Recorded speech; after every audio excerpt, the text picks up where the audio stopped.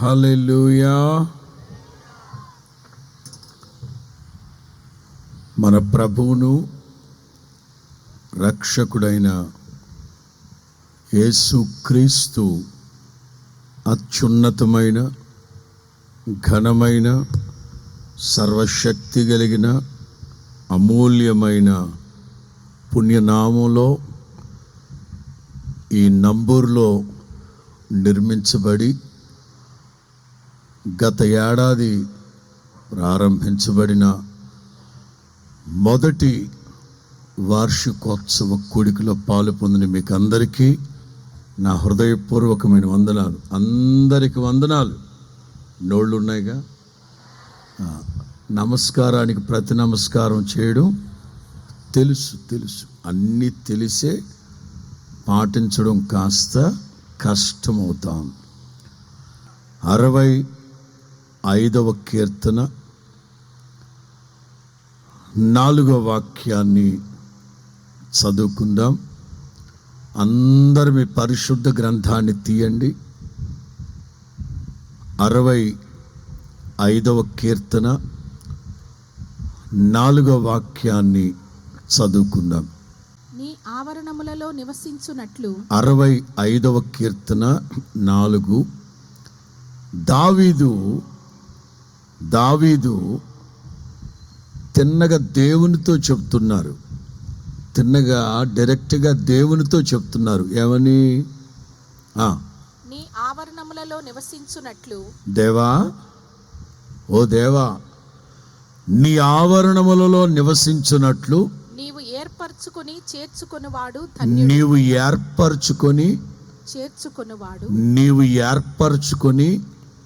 చేర్చుకొనువాడు ధన్యుడు.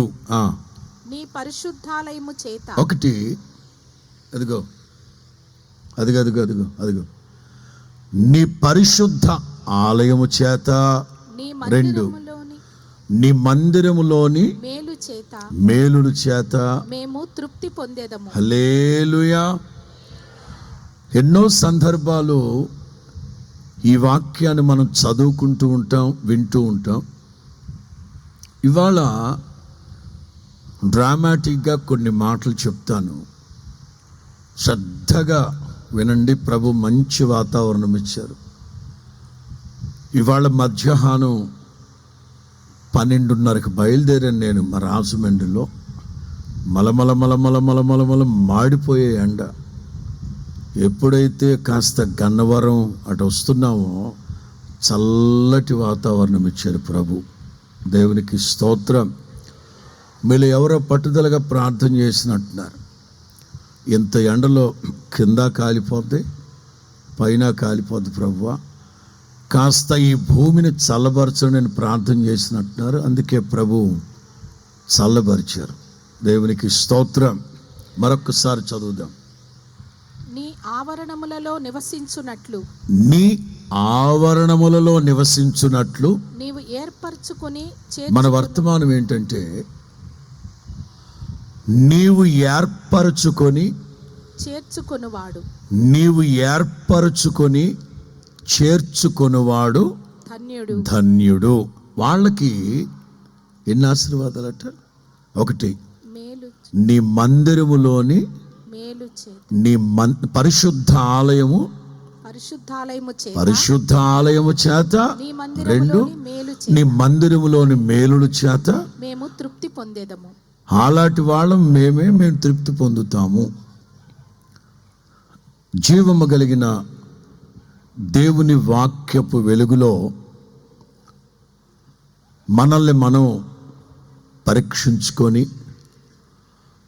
దేవుని హృదయంలో మన స్థానం ఏమిటో, దేవుని దృష్టిలో నీ స్థానం ఏమిటో, ఆయన మనస్సులో నీకున్న విలువేమిటో గుర్తుపెట్టుకోవాలి.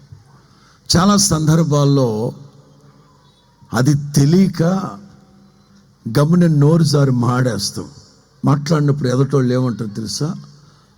లిమిట్ దాటి మాట్లాడుతున్నావు అంటారు. అంటే దాని అర్థం ఏంటి? నా దృష్టిలో నీకు ఒక లిమిట్ ఉంది. నువ్వు మాట్లాడాల్సి వచ్చినా, ఏది చేయాల్సి వచ్చినా అది దాటి శృతి మించి మాట్లాడినప్పుడు వాళ్ళు ఏమంటారు? హద్దు మీరు మాట్లాడుతున్నావు అంటారు. అంటే నా దృష్టిలో నీకు అంత విలువ లేనప్పుడు నువ్వు మాట్లాడకూడదు. మీకు ఇంకా అర్థమయ్యేటట్లు చెప్పాలంటే, యేసు ప్రభు ఇక మరి కొద్ది రోజుల్లో తాను అనుభవించబోతున్న శ్రమలు, శోధనల గురించి వివరంగా చెప్తూ మందకి ముందు మాదిరిగా వెళుతున్నారు. వెనక శిష్యుల బృందం వస్తూ ఉంది. యేసు ప్రభు తన మరణాన్ని గురించి, శత్రువులు నన్ను పట్టుకుంటారు, చిత్రవద చేస్తారు, నన్ను చంపేస్తారు, ఇలాంటి మాటలు మాట్లాడుతూ వెళుతుంటే వెనకొస్తున్న పేతురు ఏం చేశారు తెలుసా? ఏకంగా యేసు ప్రభు చేతిని పట్టుకొని వెనక్కి లాగుతూ, అది మీకు సంభవించకూడదు అన్నారు. వెంటనే యేసు ప్రభు ఏమన్నారు? భళా భళా పేతురు, నా మీద నీకు ఎందుకయ్యా ఇంత మమకారం, అనురాగం, ఉప్పుకారం అని అన్నారా? చెప్పండి, ఏమన్నారు? గట్టిగా. సాతాను గాడితో అట్లా బేరం ఆడతారు మీరు? దుష్టుని మనం ఏం చేయాలి? మీరు ఎదిరించినట్లు లేదు, నైగారంగా మాట్లాడుతున్నట్టుంది ఆడితో. సాతానా వెనక్కి వెళ్ళు అంటే నేను చెప్పదలిచింది ఏంటంటే, పేతురు, సంవత్సరాల తరబడి మీరు నాతోనే ఉన్నారు, మీరు సేవ నేర్చుకుంటున్నారు, అన్నీ బాగానే ఉంది. నా చేతిని పట్టుకొని వెనక్కి లాగేంత చనువు నీకు లేదు. ఓవర్గా వెళుతున్నావు, జాగ్రత్త అంటే దాని అర్థం తెలిసి ఉండాలి.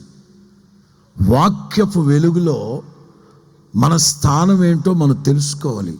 ఇంకా చెప్పాలంటే, మీరు గనక పరిశుద్ధాత్ముని ప్రేరణతో పరిశుద్ధ గ్రంథాన్ని క్షుణ్ణంగా చదివితే, అసలు యుగాంతము తర్వాత, ప్రభు రాకడ తర్వాత అసలు నీవు రాకడలో ఎత్తబడతావో లేదో, విడవబడతావో లేదో, 7 ఏండ్ల గొర్రెపిల్ల విందులో నీవు ఉంటావో లేదో, పని 1000 ఏండ్ల పరిపాలనలో ప్రభుతో నీవు ఉంటావో లేవో, ఇవన్నీ నీవు పొందిన అభిషేకం సత్యమైనది గనక నీకు అన్ని బోధిస్తాడు పరిశుద్ధాత్ముడు. తెలుసుకోవచ్చు. ఎందుకంటే అద్దము వాక్యాన్ని అద్దంతో పోల్చారు.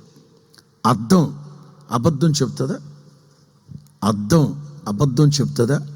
నీకు సొట్టబొగ్గలుంటే సొట్టబొగ్గలే చూపెడుతుంది, మాట్లేసిన బిందిలాగా చూపెడతావు. సొట్టబొగ్గు అంటే సొట్టబొగ్గే, పిల్లికళ్ళు అయితే పిల్లికళ్ళే, గుంటకళ్ళు అయితే గుంటకళ్ళే, సప్పిడి ముక్క అయితే సప్పిడి ముక్కే. అంతేగాని ఏ ఐలో గనక మార్ఫింగ్ చేసినట్టుగా మార్ఫింగ్ చేసి చూపెడతావు. మెటల్ రోడ్ లాగా ఈ బొగ్గలన్నీ శుభ్రంగా నున్నగా హైవే లాగా చూపెట్టుద్ది, అర్థం చూపెట్టదు. అంటే అబద్ధమాడని వాక్యం గనక వాక్యపు వెలుగులో మనం ఎక్కడున్నాం, ఏంటి మన స్థానం అనేది మనం గుర్తుపట్టాలి. చెప్తాను. దావీదు దేవునితో మాట్లాడుతున్నారు. మరలా చదువుదాం వాక్యం, 4వ వాక్యం. 65వ కీర్తన 4. నీ ఆవరణములలో నివసించునట్లు నీవు ఏర్పరచుకొని చేర్చుకొనువాడు ధన్యుడు. ఏర్పరచుకొని, తలలు పైకెత్తండి. పరిశుద్ధ గ్రంథంలో మనకొక నమూనా ఇవ్వబడింది, మనకొక క్రమం తెలపబడింది బైబిల్లో. అదేమిటంటే, మొట్టమొదటిగా పిలువబడతారు, ఆ తర్వాత ఏర్పరచబడతారు, ఆ తర్వాత సాతానుగాడు వాడి కుట్రలు, కుతంత్రాలు, కుయుక్తి చేత, వాడి తంత్రాల చేత ఏర్పరచబడిన వారిని సహితం మోసపుచ్చుతారు. అలాగైతే ఏం చేయాలి? పిలువబడాలి, ఏర్పరచబడాలి, నియమింపబడాలి, అంటే దాన్ని అంటారు కాలింగ్, ఎలక్టెడ్, అపాయింటెడ్. చాలామంది ఉంటారు, ఎగ్జామ్ రాస్తారు, క్వాలిఫై అవుతారు, ఆ తర్వాత ఇంటర్వ్యూ జరుగుతుంది. అదో 70 మందిలో వీళ్ళందరూ 70 మంది పిలువబడ్డవాళ్ళు. ఇందులో 25 మంది ఎలక్ట్ అయ్యారు, 25 మంది ఏర్పరచబడ్డారు. ఈ 25 మందిలో కూడా ఉద్యోగం అనేది ఒక యనమండుగురికే ఉద్యోగం ఉంది. ఈ 25 మంది సేవకులమైన మాకేం చెప్తారో తెలుసా? పాస్టర్ గారు ప్రార్థన చేయండి, ఇంకా ఏ లెటర్ రాలేదు, అపాయింట్మెంట్ లెటర్, సరే కాల్ లెటర్, అపాయింట్మెంట్. వీళ్ళెవరు? పిలువబడ్డారు, పిలువబడ్డ 70 మందిలో ఏర్పరచబడ్డారు. ఏర్పరచబడిన వారిలో ఇప్పుడు నియమించబడేది ఎంతమంది? అది ఇంపార్టెంట్. సరే, అంత లోతుగా వెళ్ళడం కంటే కూడా పైనే కొన్ని మాటలు మీకు తెలియపరుస్తాను. పిలువబడుతున్నాం. మీరు పరిశుద్ధ గ్రంథం చదువుకునేటప్పుడు ఇందుకే పిలువబడ్డాం, ఇందుకే పిలువబడ్డాం, ఏ పిలుపుతో పిలువబడ్డాం, ఇందుకే కదా మీరు పిలువబడింది అనే మాటలు చూస్తాం. మంచిదే. పిలువబడిన వాళ్ళు అనేకులు ఎక్కడి నుంచి పిలువబడుతున్నారు? చీకట్లో నుండి, అంధకారంలో నుండి, ఆచారాల్లో నుంచి, విగ్రహారాధన నుంచి, దరిద్రతలో నుంచి, కన్నీళ్ల మధ్యలో నుంచి, ఇట్లా చాలా విషయాలు చెప్పుకుంటూ వెళ్ళొచ్చు. వీటన్నింటిలోంచి ఎంతమంది పిలువబడ్డారు, ఎంతమంది పిలువబడ్డారు. కానీ పిలువబడిన వాళ్ళు అనేకులు, కానీ ఏర్పరచబడిన వాళ్ళు కొద్దిమందే. 2-3 వాక్యాలు చూపెట్టుకుంటూ వెళ్తాను. మత్తయి సువార్త 22:14. కాగా మత్తయి సువార్త 22:14. కాగా పిలువబడిన వారు అనేకులు, పిలువబడిన వాళ్ళు అనేకులు, ఏర్పరచబడిన వారు కొందరే. బానే ఉంది. గమ్మత్తు ఏమిటంటే, ఈ సాతానుగాడు వాడి తోక చాలా పెద్దది అనుకుంటాను. 24 మత్తయి సువార్త 24:24. అబద్ధపు క్రీస్తులను,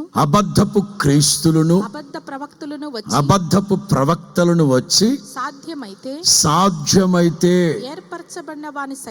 ఏర్పరచబడిన వారిని సహితం మోసపరచుటకై. అసలు పిలుపే లేదు చాలా మందికి. సేవకులైన వాళ్ళకి పిలుపు లేదు, విశ్వాసులైన వారికి పిలుపు లేదు. మరి మేమందరం భక్తులు చేస్తున్నాం కదా పాస్టర్ గారు అంటే, ఎలా చేస్తున్నారు? అప్పుడెప్పుడో సంతానం లేకపోతే ఆల్నైట్కి వస్తే ప్రార్థన చేస్తే ప్రభు అద్భుతం చేశారు, వచ్చేసాం. అప్పుడెప్పుడో అప్పుల బాధతో ఆత్మహత్య చేసుకుందామంటే ఎక్కడో టీవీలో వాక్యం వస్తే విని వచ్చేసాం. ఇది సాధారణంగా తటస్థంగా ఏదో బాధల్లో, కష్టాల్లో, కన్నీళ్ళ మధ్యలో ఉన్నప్పుడు ఎవరు సాక్ష్యమో వాక్యమో చటుక్కని వినబడి భక్తిలోకి వచ్చేసారు. కానీ పిలవబడిన అనుభవాలు చాలా ప్రాముఖ్యం. చాలామంది పిలువబడుతున్నారు, కానీ ఇవాళ ప్రభు రాకడ సమీపిస్తున్న ఈ రోజుల్లో దశాబ్దాల పాటు భక్తి చేసిన వాళ్ళు సహితం, దశాబ్దాల పాటు భక్తి చేస్తూ ఉన్నవాళ్ళు సహితం క్రైస్తవ్యానికి విరోధంగా, సంఘ క్రమాలకు విరుద్ధంగా మారిపోవడానికి కారణం ఎవడో దుర్మార్గపు బోధలు బోధించి వీళ్ళు ఏర్పరచబడిన వారిని సహితం మోసపుచ్చుతున్నారు. మార్క్ 13:22. మార్క్ 13:22. ఆ కాలమందు అబద్ధపు క్రీస్తులను, అబద్ధపు ప్రవక్తలను వచ్చి సాధ్యమైన ఎడల ఏర్పరచబడిన వారిని మోసపుచ్చుటకై సూచక క్రియలను. అర్థమవుతుందా? సూచక క్రియలు చేస్తారు, అద్భుతాలు చేస్తారు, దయ్యపు శక్తుల్ని వెళ్ళగొడతారు, ఏవేవో చేస్తారు. వీళ్ళందరూ ఒక రోజున పరలోకపు గుమ్మం దగ్గర నుంచొని అల్లల్లాడిపోతుంటారు. ఇదిగో పెద్దాయన, నీకు తెలియకపోవచ్చు పేతురు, ఓ తాళపు చెవి చేతిలో ఉందని పద్దాక తిరగమాక, యేసుబాబుతో చెప్పు, యేసుబాబుని రమ్మను, నీకు సరే తెలియకపోవచ్చు, మేము రమ్మను ఆయన్ని. పేతురు వెళ్ళి యేసుప్రభుని పిలిచాడు. బోధకుడు వాళ్ళు ఎవరో గొడవ పడుతున్నారు, మీరు అంటారండి అని ప్రభు వచ్చారు. ప్రభా చెప్పు ప్రభు, వాడికా ఎవరో తెలియదు అంటున్నాడు. ప్రభు అన్నారు, మీరెవరో నాకు కూడా తెలియదు. ఏం మాట్లాడుతున్నావు ప్రభు నువ్వు? రే మన లింక్ పెట్టరా. ఏ లింకు? మన వాట్సాప్ లింక్ పెట్టరా, యూట్యూబ్ లింక్ పెట్టరా, ప్రభుకి లింక్ పెట్టరా. ప్రభు ఏం మాట్లాడుతున్నావు నువ్వు? ఎప్పటికెన్ని అనుకున్నా ఎన్నిరా? మొత్తం 393 దయ్యాలు ఎలాగొట్టా, వాటిలో శంకిని, డాకిని, బోగిని, బోళ్ళు అన్నీ ఉన్నాయి. ప్రభు అంటారు, అయినా మీరెవరో నాకు తెలియదు బాబా. బోధకుడా 136 కట్టాను బోధకుడా. ఏంటయ్యి? సమాధులు అంట. మా సంఘాలు కాదు. ఒరే బాబు నువ్వెవరో తెలియదురా బాబా. మేము అద్భుతాలు చేసాం, ఆశ్చర్యకార్యాలు చేసాం, మీరు ఎన్ని చేసాం నాకు తెలియదు బాబు, మీరెవరో. యేసుబాబుకే తెలియదు అంటే పేతురికి ఏం తెలుస్తారు వీళ్ళు? ప్రభా నేను యూట్యూబ్ స్టార్ ప్రభా. ఒరే నువ్వు యూట్యూబ్ స్టార్ అయితే నాకేంటి, 5 స్టార్ ఎవరైతే నాకేంటారు, మీరు ఎవరో తెలియదు బాబు. వీళ్ళట ఏర్పరచబడిన వారిని సైతం ఏం చేశారట? రాత్రి దైవ జనాంగమా, నేను అందుకు ఎప్పుడు చెప్తూ ఉంటాను, యూట్యూబ్లు, వాట్సాప్లు ఇవి ఉంటాయా, అన్నిట్లో ఏలు పెట్టమాకండి. దేవుడు మీకు ఒక సంస్థను ఇచ్చారు, ఒక ఉపదేశ క్రమం ఒకటి ఇచ్చారు. ఇందులో మీరు మాన్యత కలిగిన సంపూర్ణమైన భక్తిని చేయగలుగుతున్నారు. మీ ఆత్మకి నెమ్మది కలుగుతూ ఉంది. పరిశుద్ధాత్ముడు మీ ఆత్మని మమేకం చేసుకుని చక్కగా మిమ్మల్ని నీటి కాలువలు ఎవరన కుడి అడవులకు త్రొట్టిలో పున్న నడిపిస్తున్నాడు. ఇనఫ్. నేను చాలాసార్లు చెప్తూ ఉంటాను, దేవుడు యాకోబుకిచ్చిన మందని వాళ్ళ మామ మంద అటుంది, వాళ్ళ మామ మంద, లాబాను మంద. ఈ గొర్రెలన్నింటినీ వీటి ముఖాలు వాళ్ళ మామ మంద వైపు ఉండకుండా వాటి ముఖాలన్నీ ఇటువైపు తిప్పేశాడట. ఎందుకంటే అటు చూసే కొలది ఆ మంద చేష్టలు అలవాటు అవుతాయి దీనికి. ఎంత జ్ఞానో చూడండి జేకబ్, ఎంత జ్ఞానం కలిగినోడో చూడండి జేకబ్. దేవుడు నాకు ఇచ్చిన మంద పవిత్రమైన మంద, పరిశుద్ధమైన మంద. అటు ఇటు చూసి ఎక్కడ ఆ బుద్ధులు నేర్చుకుంటాయో నా మంద, నా గొర్రెలు తప్పిపోతాయేమో అని భయపడుతున్నాడు జేకబ్. దైవ జనాంగమా, దావీదు అంటారు, నీ ఆవరణములలో నివసించున్నట్లు లేక నీ మందిరములో నివసించున్నట్లు నీవు ఏర్పరచుకొని చేర్చుకున్న వాళ్ళందరూ. ఒక సేవకునిగా ప్రగాఢమైన విశ్వాసంతో, నమ్మకంతో చెప్తున్నాను, మిమ్మల్ని అందరినీ నా తండ్రి ఏర్పరచుకొని ఉన్నాడు. చెప్పండి గట్టిగా. చిన్న ప్రశ్న, ఇట్లా ప్రశ్న జవాబు వేసుకుంటూ వెళ్తాం. దేవుడు ఎవరిని ఏర్పరచుకుంటారు? ప్రశ్న. 2-3 పిల్లల వాళ్ళని ఏర్పరచుకుంటాడా? పచ్చి తాగుబోతోండి పూటగా తాగేవాడిని ఏర్పరచుకుంటాడా? లేక చైన్ స్మోకర్ని ఏర్పరచుకుంటారా? ఎవరిని ఏర్పరచుకుంటాడు? 4వ కీర్తన 3వ వాక్యం.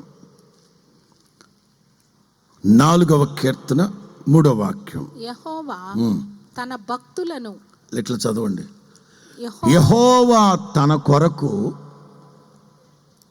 భక్తులను తన కోసం. ఇక ఆయన పని తప్ప వేరొక్కరి పని చేయకూడదు. చెప్పండి, దేవుడు ఎవరిని ఏర్పరచుకుంటారట? చెప్పండి, ఎవరిని ఏర్పరచుకుంటారట? మరలా అడుగుతున్నాను, ఎందుకోసం ఏర్పరచుకుంటారట? ఎవరికోసం? ఎవరికోసం? తలలు పైకెత్తండి.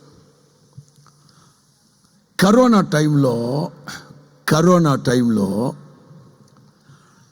ఎటు చెట్టుపోద్దో, ఈ సాఫ్ట్వేర్ కంపెనీలో ఉద్యోగం చేస్తున్నాను, వీళ్ళు ఉంచుతారో ఓడబీకేస్తారో తెలవక ఇంకొక కంపెనీతో కూడా టైఅప్ అయ్యి ఒకే ల్యాప్టాప్లో 2 ఉద్యోగాలు చేస్తున్నాడు. ఆ తర్వాత కంపెనీ వాళ్ళ దగ్గర ఇతని బాగోతం బయటపడింది. అరే, నిన్ను మా కోసం ఏర్పరచుకున్నావురా, మా కంపెనీ డెవలప్మెంట్ కొరకు నువ్వేదో చేస్తావని నువ్వు ఏర్పరచుకున్నావురా, నువ్వు మా కొరకు ఏర్పరచుకుని సాఫ్ట్వేర్వి మరలా అటు వెళ్ళేవేంట్రా? పీకేయి ఇటు ఉద్యోగం పీకేయి. దేవుడు మనల్ని అందరినీ తన ఎడల భయభక్తులు గలవాళ్ళకు మనల్ని తన కోసమే ఏర్పరచుకున్నారట. అప్పుడు మనం దేవుని పని చేయాలనా, లేకపోతే సాతాను గాడు కూడా అప్పుడప్పుడు రికమెండేషన్ చేస్తున్నాలనా? చెప్పండి. ఆయన కొరకే మనం జీవించాలి. దేవునికి స్తోత్రం చెప్పండి గట్టిగా. 33వ కీర్తన 12వ వాక్యం. యెహోవా తమకు దేవుడుగా గల జనులు ధన్యులు. 33:12. యెహోవా తమకు దేవుడుగా గల జనులు యెహోవా తమకు దేవుడుగా కలిగిన జనులు ధన్యులు. ఆ ధన్యత లిస్టులో మీరుంటే ఒకసారి హల్లెలూయా చెప్పుకోండి. అవునండి, నేను ధన్యుడును అని విశ్వాసంతో హల్లెలూయా చెప్పుకోండి. దేనికి ధన్యులు మీరు? యెహోవా తమకు దేవుడుగా కలిగిన జనులు ధన్యులు. ఇంకా చెప్పాలంటే సామెతలో ఉంటుంది, పరిశుద్ధుడైన యెహోవాను గూర్చి ఎరిగి ఉండుటయే జ్ఞానము కలిగి ఉండుట. యెహోవా తమకు దేవుడుగా కలిగిన జనులు ధన్యులు. ఆయన తనకు స్వాస్థ్యముగా ఆయన తన కొరకు స్వాస్థ్యముగా ఏర్పరచుకొనిన జనులు ధన్యులు. హల్లెలూయా, స్తోత్రం చెప్పండి గట్టిగా. దేవుడు తన కొరకు తన ఎడల భయభక్తులు గలవారిని తన కోసం ఏర్పరచుకుంటారట. పదే చెప్తున్నాను, పిలువబడిన వాళ్ళు అనేకులు, ఏర్పరచబడిన వాళ్ళు కొద్దిమంది. ఆ కొద్దిమందిని కూడా సాధ్యమైతే కాదు, సాధ్యపరుచుకుంటున్నారు దుర్మార్గులు, లాగేస్తున్నారు, ఈడ్చేస్తున్నారు. రోమపత్రికలో ఉన్నట్లు ఎవరిని ముందుగా నిర్ణయించిన వారిని రక్షిస్తారట, వాళ్ళని ఏర్పరచుకుంటారట, వాళ్ళని నియమిస్తారట. ఎవరిని నియమించుకున్నాడో వాళ్ళని మహిమ పరచును. రోమపత్రిక 8వ అధ్యాయం 30. రోమన్స్ 8:30, 8:30. మరియు ఎవరిని ముందుగా నిర్ణయించెనో, ఎవరిని ముందుగా పిలిచెనో పిలిచారు, ఎవరిని పిలిచారో వాళ్ళని నీతిమంతులుగా తీర్చి, ఎవరిని నీతిమంతులుగా తీర్చాడో వాళ్ళని నియమించి మహిమపరచును. ఇది క్లైమాక్స్. దశల వారీగా జరిగే కార్యక్రమం. అయితే నేను థర్డ్ స్టెప్ అనుకోండి, ఎవరిని ముందుగా నిర్ణయించెనో. ఇక్కడ ఎవరైనా అన్యజనులుగా ఉండి ఈ మధ్య ప్రభువులోకి వచ్చిన వాళ్ళు ఎవరైనా ఉంటే కుడి చేతిని పైకెత్తండి. ఈ సమీప అమ్మా, ఎంతకాలం అయింది తమరు ప్రభువులోకి వచ్చి? అమ్మా, 3 సంవత్సరాలు అయింది. మీరు అనుకుంటారు ప్రభు నన్ను రక్షించారు, ఈ 3 సంవత్సరాల క్రితం ప్రభు నన్ను రక్షించారు. అట్లనరాదు. జగదుత్పత్తికి మునిపే నా తండ్రి మిమ్మల్ని నియమించాడు. ఆ నియమం నెరవేర్చబడినట్లు వాక్యము ద్వారా ప్రభు మిమ్మల్ని పిలిచారు. పిలిచిన ప్రభు మిమ్మల్ని నీతిమంతులుగా మార్చి తన కొరకు ఈ 3 సంవత్సరాల్లో మీ భక్తిని చూశారు. లేక అన్యజనులుగా ఉన్నప్పుడే మీ భక్తిని చూసుంటారు. నేను నెహెమ్యా చూద్దాం. నెహెమ్యా గ్రంథం అసలు దేవుడు అబ్రహాముని ఎందుకు పిలిచాడు? విగ్రహారాధికుడు కదా. నెహెమ్యా 9:7. 9:7 9వ అధ్యాయం 7. యెహోవా నెహెమ్యా గ్రంథం 9వ అధ్యాయం 7వ వాక్యం. దేవా యెహోవా అబ్రాహామును ఏర్పరచుకొని కల్దీల ఊరు అను స్థలము నుండి యువతలకు అతని రప్పించి. అప్పుడు అతను విగ్రహారాధికుడే కదా. అప్పట్లో అబ్రహాము విగ్రహారాధికుడే కదా. కానీ విగ్రహారాధన చేస్తూ కూడా నిష్ట కలిగిన భయభక్తులు కలిగిన వాడు. అయ్యగారు అట్లా కూడా ఉంటుందా అండి? ఎందుకు ఉండదండి? కొర్నేలి తన ఇంటి వారందరితో భయభక్తులు గలవాడు. ఏ భయభక్తులు? ఎవరి ఎడల భయభక్తుడు? కొర్నేలి క్రైస్తవుడు కాదే, అన్యజనుడు కదా. అందరు దేవుళ్ళు ఫోటోలు పెడతారు. వాళ్ళతో పాటు మహానుభావులు, ఈ దేశానికి రాజ్యాంగం రాసిన అంబేద్కర్ గారు కానీ, గాంధీ తాత కానీ అందరు ఫోటోలు ఉంటాయి. అందరితో పెట్టేస్తారు. చదవండి 2వ వాక్యం, 10:2. అపోస్తుల కార్యం 10:2. తన ఇంటి వారందరితో కూడా దేవుని యందు భయభక్తులు గలవాడై. ఎప్పుడు? ఏ దేవుడు అమ్మ సహోదరి, 3 ఏళ్ల క్రితం వరకు మీరు ఏ దేవుడిని ఆరాధించారో తెలియదు. కానీ జగదుత్పత్తికి మునిపే నా తండ్రి మీ కుటుంబాన్ని ఏర్పరచుకున్నారు, నీతిమంతులుగా మార్చుకున్నారు. అన్యజనులుగా ఉంటూ కూడా మీరు కనపరిచిన భయభక్తులు గుర్తించిన నా తండ్రి తగిన సమయంలో వాక్కిచ్చి మిమ్మల్ని పిలిచాడు. స్తోత్రం చెప్పండి గట్టిగా. అబ్రహాము అన్యజనుడుగా ఉన్నప్పుడే దేవుడు అతన్ని ఏర్పరచుకున్నాడు. అక్కడి నుంచి విడిపించి తన ఎడల తన దర్శనాన్ని, స్వరూప దర్శనంతో తనకి ఈ స్వాస్థ్యాన్ని అప్పగించాడు. దేవునికి మహిమ కలుగును గాక. సరే, నేను రాత్రి చెప్పదలుచుకున్న వర్తమానం ఏంటంటే, దేవుడు తన కొరకు భయభక్తులు గలవారిని ఏర్పరచుకున్నారు. దావీదు అంటారు, నీవు ఏర్పరచుకొని చేర్చుకున్నవాడు ధన్యుడు. ఏమిటో ధన్యత? పాట పాడుతున్నాం, ఆహా నా ధన్యత ఓహో. వద్దులే. ఏమిటి ధన్యత? ఏర్పరచుకున్న వాళ్ళకి ప్రభు అనుగ్రహించే ధన్యతలు ఏమిటి? 5 మాటలు చెప్తాను మీకు. క్లుప్తంగానే ముగిస్తానులేండి, ఇబ్బంది పడమాకండి. స్తోత్రం చెప్పు. హల్లెలూయా. మొదటి మాట, లూకా సువార్త 18. లూకా సువార్త 18వ అధ్యాయం 7-8 వాక్యాలు. దేవుడు తాను ఏర్పరచుకున్న వారు. ఏమిటి? దేవుడు భయభక్తులు గలవారిని ఏర్పరచుకుంటారట. అలా ఏర్పరచుకున్న వాళ్ళు ధన్యులట. ఏమిటో వాళ్ళ ధన్యత? మొదటి మాట, దేవుడు తాను ఏర్పరచుకున్న వారు దివారాత్రులు తనను గూర్చి మొరపెట్టుచు ఉండగా వారికి న్యాయము తీర్చడా? ప్రశ్న న్యాయము తీర్చడా? వెంటనే సమాధానం, ఆయన వారికి త్వరగా న్యాయము తీర్చును. మరలా ప్రశ్న, మనుష్య కుమారుడు ప్రత్యక్షమైనప్పుడు భూమి మీద విశ్వాసాన్ని కనుగొనునా? 2 ప్రశ్నలు, మధ్యలో ఒక అత్యుత్తమైన ఆశ్చర్యపరిచే సమాధానం. తలలపై ఆ కాంటెక్స్ట్ యొక్క ప్రారంభ వాక్యం చదవండి. మొదటి వాక్యం, వారు విసుగక నిత్యము ప్రార్థన చేయుచుండవలెనను.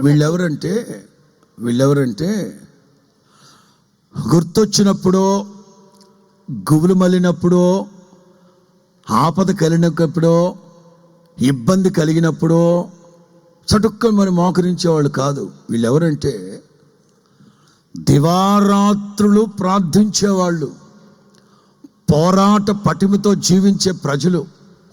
అసలు క్రైస్తవులు అంటేనే వీళ్ళు ప్రార్థనోళ్ళు. ఏమంటారు? ఇప్పుడు మేము ఇందాక వచ్చేటప్పుడు 2-3 తల్లులు యవనస్తులైన పిల్లలు ఒక 4-5 వస్తూ ఉంటే నాకు ఎంత సంతోషం, హృదయం ఉప్పొంగిపోయింది. ఎందుకంటే అన్యజనుల ఎండ్ల మధ్యలో నుంచి భక్తి కలిగిన బిడ్డలు బైబిల్ పట్టుకొని ఎంత ప్రతికూలమైన వాతావరణంలో నేను చక్కగా స్నానం చేసుకొని పిల్లలతో సహా బైబిల్ పట్టుకొని దేవుని సన్నిధికి వస్తుంటే సేవకునిగా నా హృదయం గర్వంతో ఉప్పొంగిపోయింది. ఎంత అద్భుతం అబ్బా, భక్తి అంటే ఎంత అద్భుతం. వచ్చేటప్పుడు ఆ కొట్టు దగ్గర ఉన్నవాళ్ళు, ఆ చెట్టు కింద కొంతమంది కుర్రాళ్ళు, ఆకతాయి కుర్రాళ్ళు, వాళ్ళు ఏమంటారు తెలుసా? వీళ్ళు ప్రార్థన వాళ్ళు రే, వీళ్ళు ప్రార్థన వాళ్ళు రే, వీళ్ళు ప్రార్థన వాళ్ళు రే. క్రైస్తవులు అంటేనే ప్రార్థన వాళ్ళు, ప్రతిదానికి ప్రార్థన, ప్రతిదానికి ప్రార్థన. సినిమాకి వెళ్ళేటప్పుడు కూడా మీరు నవ్వారంటే ఏదో ఉంది.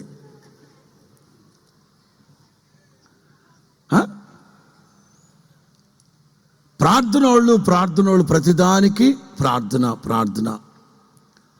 యేసు ప్రభు ఎవరికి చెప్పారు ఈ మాట? నిద్రమత్తోళ్ళకి, సోమరిదయ్యాలకు కాదు. రాత్రింబగళ్ళు పోరాట పటిమతో ఉండే వాళ్ళకే చెప్తున్నారు. ఎంతటి పోరాట పటిమతో ప్రార్థన చేసే వాళ్ళకైనా విసుగు అనే ఒక అధ్యాయం ఏదో ఒక రోజు వెంటాడుతుంది. ఎంతటి ప్రార్థనా పరులకైనా, ఎంతటి విశ్వాస వీరులకైనా, ఎంతటి దైవ భయభక్తులు కలిగిన వాళ్ళకైనా విసుగు అనేది ఒక చీకటి అధ్యాయం. యాకోబు ఏమంటారు పత్రికలో? విశ్వాసానికి, ఓపికకి ఎవరిని మాదిరి పెట్టుకోవాలట? చదివితేగా బైబిలు. చెప్పండి. మింగడానికి ముద్ద లేదంటే మీసాలకి ఇట్లాంటి సంపంగి నూనె, నవరత్న నూనె, ఇట్లాంటివి బాగా తెలుసు. వాక్యం చెప్పరు. ఉట్టికి ఎగరలేనమ్మా, సిగ్గుండాలిగా. ఒకదానికి తిట్టినప్పుడు రెండోది మౌనంగా ఉండాలనా? ఉండరు. అది గమ్మునే ఒప్పేసుకుంటారు. అది నాకు ఇష్టం. మీరేంటి స్తోత్రం చెప్పి గట్టిగా వాక్యం పూర్తి చేయరు. చదవాలి, బైబిల్ బాగా చదవాలి. విశ్వాసానికి, ఓపికకి ఎవరిని మాదిరిగా పెట్టుకోవాలి? ప్రభు నామమున బోధించిన యాకోబు పత్రిక 5వ అధ్యాయం 10వ వాక్యం. యాకోబు పత్రిక 5, 10, 11 చదువుకుంటాడు. నా సహోదరులారా, ప్రభు నామమున బోధించిన ప్రవక్తలను శ్రమానుభవానికి, ఓపికకు మాదిరిగా పెట్టుకొనుడి. సహించిన వారమైతే ధన్యులను కొనుచున్నాము కదా. మీరు యోబు యొక్క సహనమును గురించి వింటిరి. మీరు నేనే మాట్లాడుకోవాలి యోబు సహనాన్ని గురించి. పాపం ఆయన తెలిసి మాట్లాడుతున్నాడా, తెలియక మాట్లాడుతున్నాడా? కానీ ఆ రోజుల్లో యోబు గ్రంథస్థం చేయబడిందో లేదో తెలియదు మనకు. యోబు యొక్క సహనమును గురించి, ఓపిక గురించి, సాత్వికాన్ని గురించి, ఇంకా 10వ అధ్యాయం 1వ వాక్యం. యోబు గ్రంథం 10:1.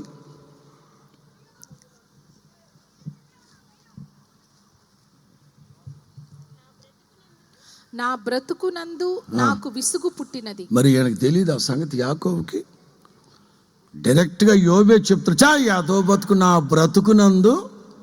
మాట్లాడండి, విసుక్కోమాకండి అబ్బా. చెప్పండి, నా బ్రతుకునందు విసుగొచ్చింది. పాపం యాకోబేమో విశ్వాసానికి, ఓపిక ఆయన మాదిరిగా పెట్టుకోమంటారు.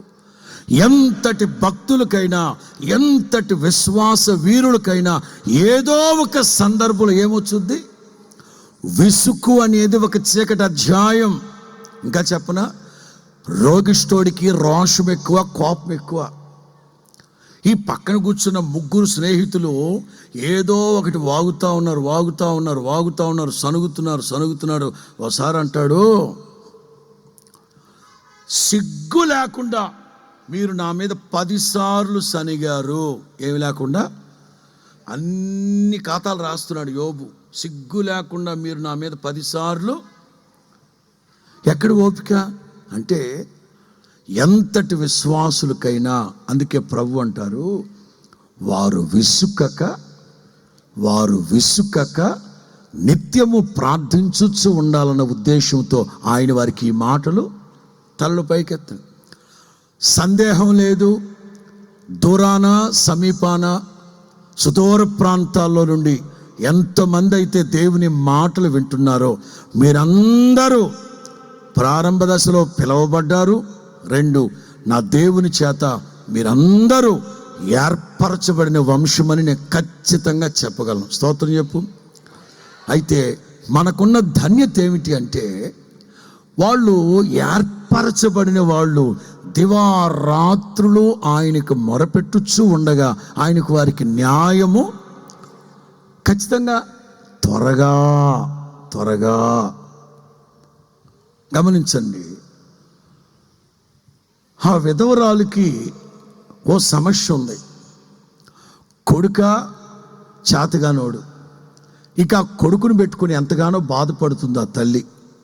సరే, ఆవిడికైతే సరిహద్దు గొడవ ఉందో కోర్టు కేసు ఉందో ప్రక్కన పెడితే, ఇక్కడున్న మనం అందరమే చెప్తాను వినండి.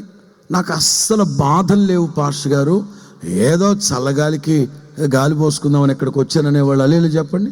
నాకు అసలు ఏ బాధలు కష్టాలు లేవు, ఐఎమ్ ఆల్ హ్యాపీ అనేవాళ్ళు. సార్ అలేలు ఇవన్నీ దండేసి దండం పెడతా. అది పెద్ద ఆయన చెప్పారు అప్పట్లో, భూతద్దం పెట్టి భూతలమంతా వెతికిన బాధలు లేని వాళ్ళు అంటూ ఎవ్వరు లేరు. ఇక్కడున్న మనకందరికీ ఏదో ఒక బాధ, మనకందరికి అంటున్నారు, నీకేం బాధలు ఉన్నాయి బాబా, తెల్లబట్టలు వేసుకుని తిరిగేవాడివే. పౌలు అంటారు, నేను ఎటు పోయినను మీకు ఉత్తర దిక్కులోనే సమస్యలు, లేకపోతే ఈశాన్యంలోనే సమస్యలు. సేవకుడు ఎటు పోయినను నేను శ్రమ పడుతున్నాను అంటాడు పౌలు. ఎవరికి ఉండే బాధలు వాళ్ళకు ఉన్నాయి. కానీ ఈ బాధలు, ఈ కష్టాల మధ్యలో మనకున్న ఒకే ఒక ఆధారం ప్రార్థన. ప్రార్థన ప్రార్థన దేవుడు తాను ఏర్పరచుకొనిన వాళ్ళు దివారాత్రులు ఆయనను గూర్చి మొరపెడుచు ఉండగా ఆయనకు వారికి న్యాయం త్వరగా. అయ్యగారు ఎక్కడ త్వరగా అండి? 8 సంవత్సరాలుగా ప్రార్థన చేస్తున్నా, ఎక్కడ త్వరగా అండి? నేను చెప్పదలిచింది ఏంటంటే, ఇది నువ్వు అనుకున్న త్వరగా కాదు, దేవుడు అనుకున్న త్వరగా. చెప్పండి, చెప్పు, ఇది ఎవరు అనుకున్న త్వరగా? కానా ఆ పెళ్లిలో ద్రాక్షారసం అయిపోయింది, అప్పుడే జగడం స్టార్ట్ అయింది, అప్పుడే కొట్లాట స్టార్ట్ అయింది. హడావిడిగా మరియమ్మ తల్లి వచ్చి, యేసుబాబు ద్రాక్షారసం అయిపోయింది బాబా, నువ్వు ఒక అద్భుతం చేస్తే బాగుంటుంది. ప్రభు అన్నారు, అమ్మా నా సమయం ఇంకా రాలేదు. మరియమ్మ తల్లి అనుకుంటూ వెళుతుంది. ఇంకెప్పుడు? కుర్చీలు తీసుకొని బుర్రలు బద్దలు కొట్టుకున్నప్పుడా? అంటే ఆవిడ అనుకున్న సమయం కాదు, ప్రభు అనుకున్న సమయం ఒకటి ఉంది. ఆ సమయం వరకు వెయిట్ చేయాలి. పేతురు అంటారు, కొంచెము కాలం శ్రమ పడిన పిమ్మట తానే మిమ్మల్ని పూర్ణులుగా. కొంచెం కాలం అంటే అదే నేను అనేది, మీరు అనుకున్న కొంచెం కాలం కాదు, నేను అనుకున్న కొంచెం. భాష అట్లాగే ఉంటుంది. వాస్తవంగా మా రాజమండ్రి ప్రాంతాల్లో ఏమంటారు దాన్ని, కందిపప్పు జాడి డబ్బానా, వాటిని వేసి పెట్టే వాటిని ఏమంటారు? కందిపప్పు, పెసరపప్పు డబ్బాల. కందిపప్పు అయిపోయింది అని చెప్పరు. ఏమండి, కందిపప్పు నిండుకుంది అంటారు. ఏమంటారు? కందిపప్పు నిండుకుంది అంటే అర్థం ఏంటి తెలుసా? మనం అనుకున్నట్టు నిండుగా ఉందని కాదు, వాళ్ళు అనుకున్నట్లు ఎంటీ అని అర్థం. అది వాళ్ళు అనుకునేది వేరు, మనం అనుకునేది అది. అట్లాగే దేవుడు కూడా త్వరగా న్యాయం తీరుస్తారంటే రేపు ఈవేళకి అయిపోద్ది అయ్యగారు. కాదు, త్వరగా అమ్మా. త్వరగా అంటే ఎప్పుడు? ప్రభు అనుకున్నప్పుడు. స్తోత్రం చెప్పు గట్టిగా. మీరు చెప్పరా ఇట్లాంటి మాటలు? యేసన్న గారు అడిగారట, చచ్చిపోయిన ఆయన మా విశ్వాసి కాదు, మీ పాస్టర్ గారు రాలేదని నన్ను పిలిచారు.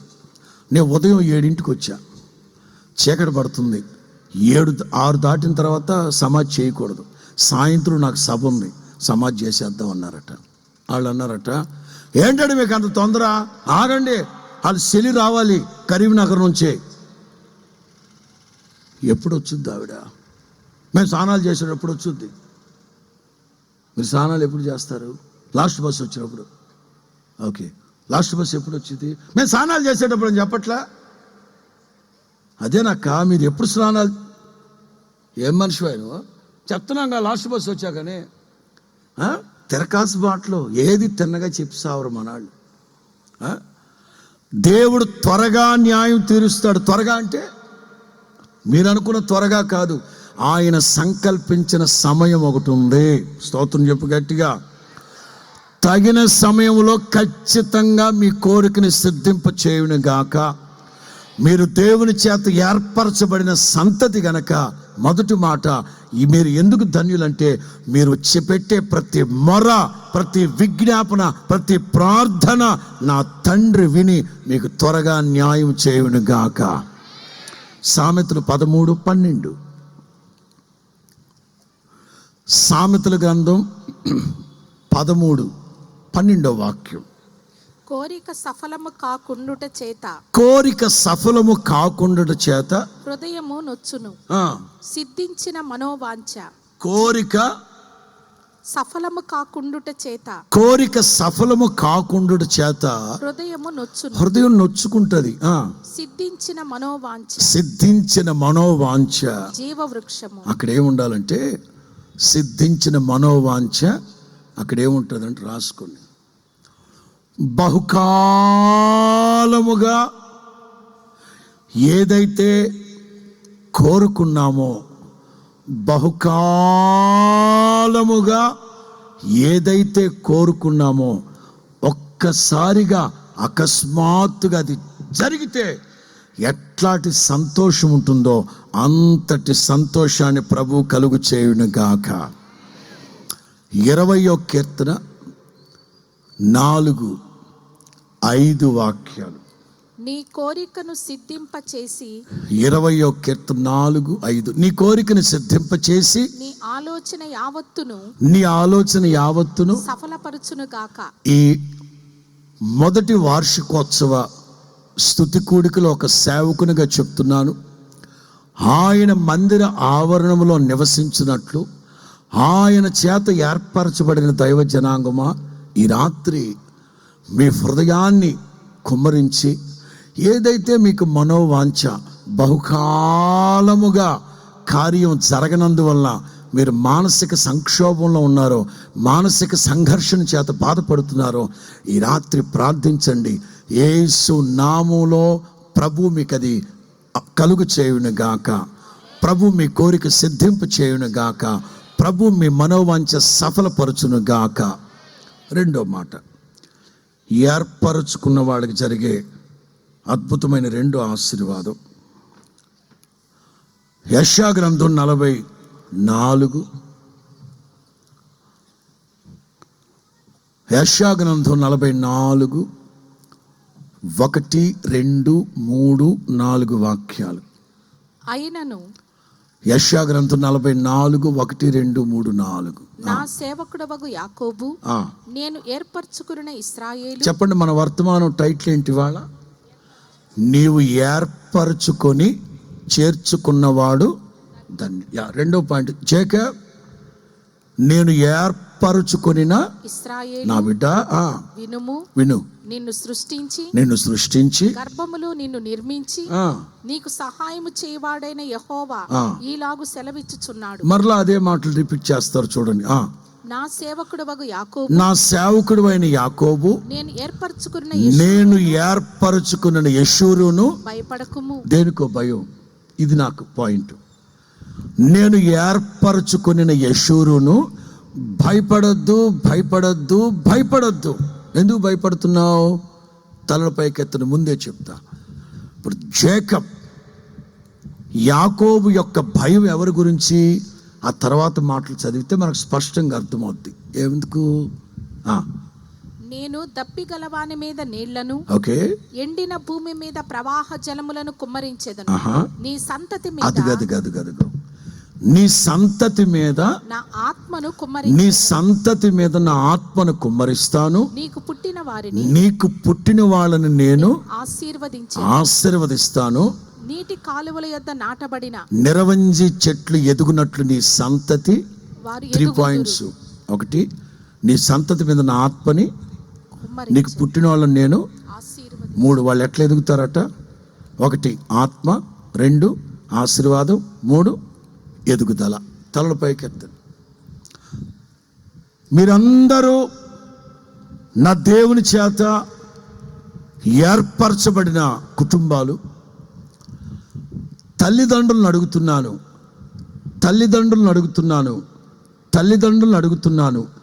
మీ కుమారులను బట్టి, మీ కుమార్తెలను బట్టి మీరు సంతోషంగా ఉన్నారా? మీ అబ్బాయి లండన్లో ఉన్నాడు కాబట్టి నీకు సంతోషం, అంతేనా? సంతోషం. ఇవాళ సాయంత్రం నేను రాజమండ్రి వస్తూ నేను నాతో ఉన్న పిల్లలు కేసరపల్లి దాటి ఇటు వస్తూ రోడ్డు ప్రక్కన ఒక సోడా షాప్ ఉంటే అక్కడ రోడ్డు మీద ఎర్రటెండలో ఉన్నాడు పెద్ద ఆయన. 65-70 లోపు ఉంటాయి. ఎర్రటెండలో ఉన్నాడు. నేను అన్నాను, ఇక్కడ ఆపండి అన్నా.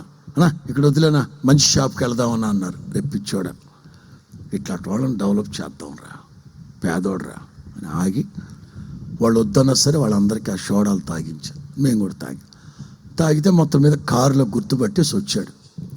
వందనాలయ్యా, వందనాలండి.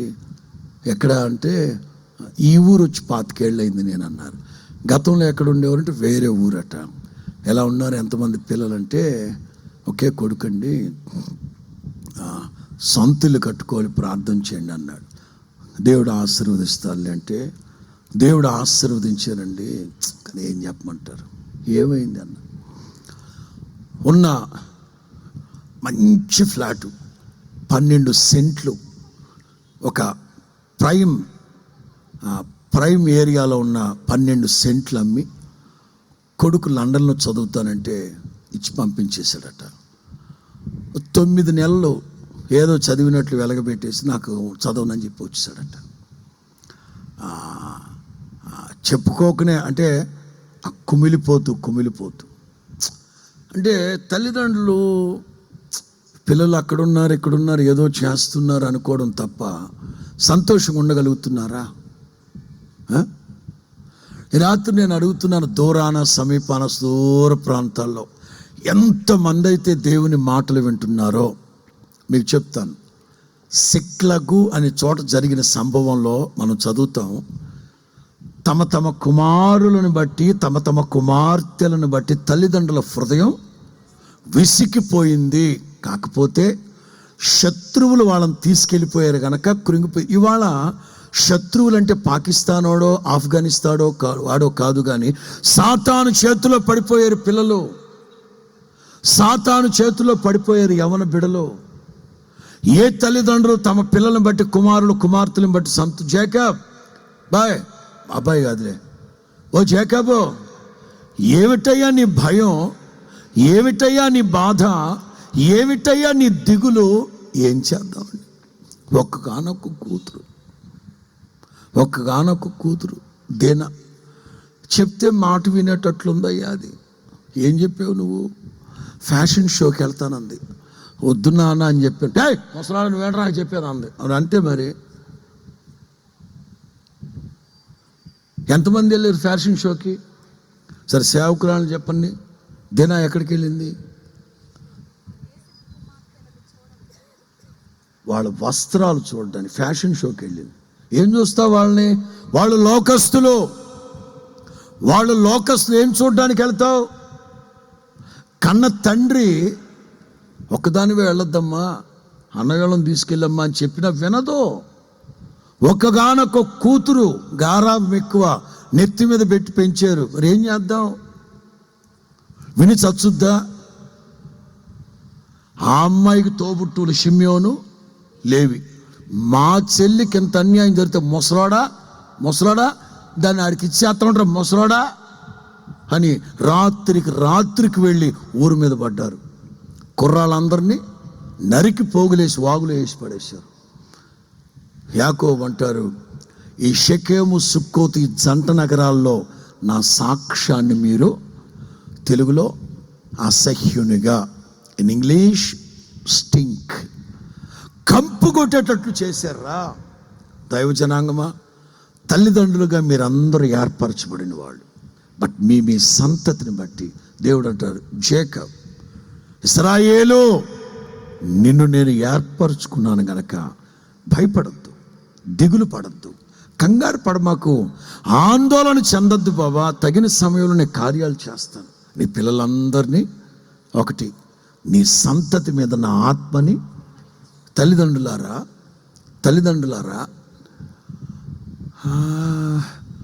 మన సంఘాల గురించి నేను గర్వంగా చెప్పుకోవచ్చు అనుకుంటాను. ఎందుకంటే మన సంఘాల్లో డ్రామాలు, డ్యాన్సులు, కోతెగుర్లు, కుప్పిగంతులు ఏముండవు. చక్కగా సండే స్కూల్ ఉంటుంది, పాఠాలు నేర్పిస్తాం, భక్తిగానే ఉంటారు. నేను మరలా చెప్తున్నాను, కొంతమంది క్రైస్తవులు ఏం చేస్తారు తెలుసా? ఏమ్మా, అన్న ఎంతమంది పిల్లలు మీకు? 2 పిల్లలు అన్న. ఏం చదువుతున్నారు? యుక్త వయసు, అదే కొంచెం 10th క్లాసులో. అవునా? పిల్లల్ని సండే స్కూల్కి పంపించిపోయారా? సండే స్కూల్ ఏం అర్థం అవుద్దన్నా, మేమైతే లోతైన వర్తమానాలు విందామని మీ దగ్గరకు వచ్చాం. పిల్లలేమో నామకార్థ సంఘంలో డ్యాన్సులు అవి నేర్చుకుంటున్నారు. మరి వాళ్ళు ఎప్పుడు వస్తారు? వాళ్ళకి వచ్చి ఎదగనేయండి, వాళ్ళకి తెలియాలి కదా, ఎదగాలి కదా వాళ్ళు. ఇంకెప్పుడు ఎదిగేది? నాకు కొంచెం ప్రభు ఒక ఆలోచన ఇచ్చాడు. ఆరాధన 9 గంటలకు ప్రారంభిస్తే సండే స్కూలు పిల్లలందరూ, తల్లిదండ్రులు వస్తూ పిల్లలందరినీ కింద వదిలిపెట్టి వచ్చేయాలి సండే స్కూల్కి. ఎప్పటి వరకు? స్తుతి ఆరాధన ప్రారంభిస్తాము, 9కి ప్రారంభిస్తే 10:30 వరకు పాటలు పాడతాము. 10:30కి ఇక స్తుతి ఆరాధన ప్రారంభిస్తున్నాం అనగా సండే స్కూల్ పిల్లలందరినీ పైకి పంపించేస్తారు.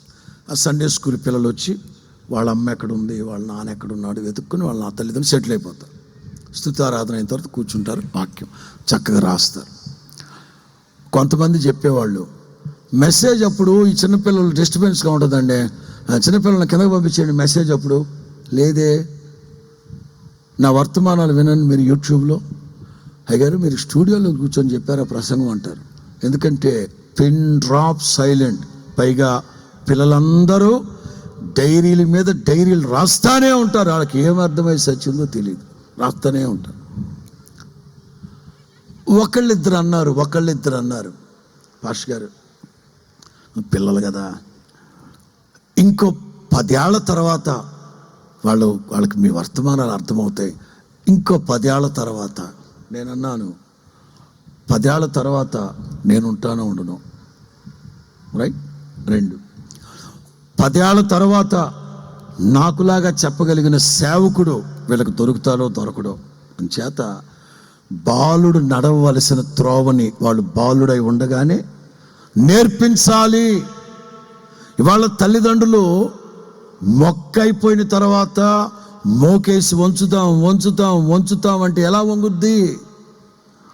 జేకబ్ ఒక్కగాన లేయా 12 మంది మగపిల్లలతో పాటు నీకు ఒక్కతే కూతుదాన్ని ఎట్లా పెంచాలి?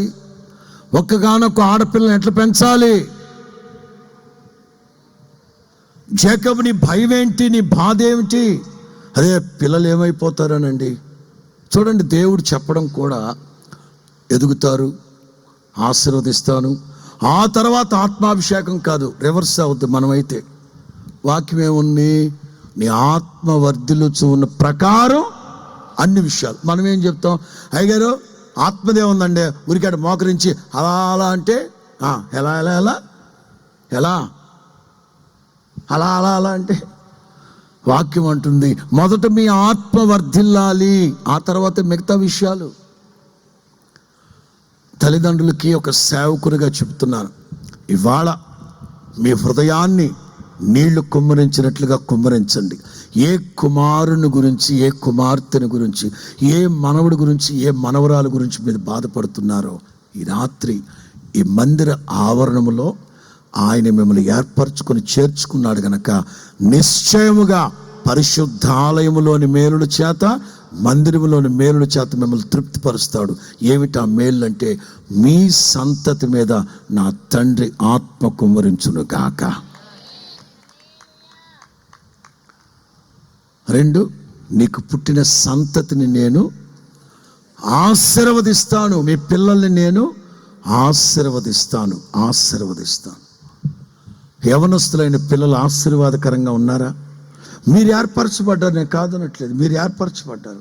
కానీ మీ సంతతి మిమ్మల్ని బట్టి ఆశీర్వదించబడాలి. 3, వాళ్ళు ఎదగాలి. మా యవనస్తులు ఎదిగిన ఒలీవ మొక్కల వలె ఉండాలి. ఎదిగిన ఒలీవ మొక్కల వలె ఉన్నారా, లేకపోతే జిల్లేడు మొక్కల్లా ఉన్నారా? ప్రార్థన చేసుకోండి. ఏర్పరచబడిన వాళ్ళకి కలిగే రెండవ ధన్యత ఏంటంటే, మీ సంతతి దీవించబడుదురు గాక. ఆమేన్. 3వ మాట,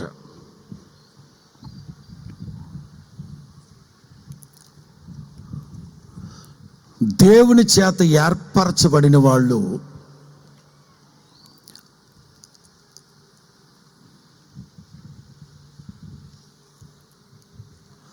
సంపూర్ణమైన ఫలము అనుభవించుదురు. 3వ మాట, దేవుని చేత ఏర్పరచబడిన వాళ్ళు అరా కొర కాదు, ఏదో కుక్క పిందులు ఉంటాయి చూడండి, పిందులు అట్లా కాదు. సంపూర్ణమైన ఫలము అనుభవిస్తారు. యెషయా గ్రంథం 65:22. యెషయా గ్రంథం 65:22. వారు కట్టుకున్న ఇండ్లలో వేరొకరు కాపురం ఉండరు, వారు నాటుకున్న వాటిని వేరొకరు అనుభవింపరు. నా జనుల ఆయుష్యము వృక్షాయుష్యమంతా అగును. నేను ఏర్పరచుకొనిన వారు తాము చేసుకొనిన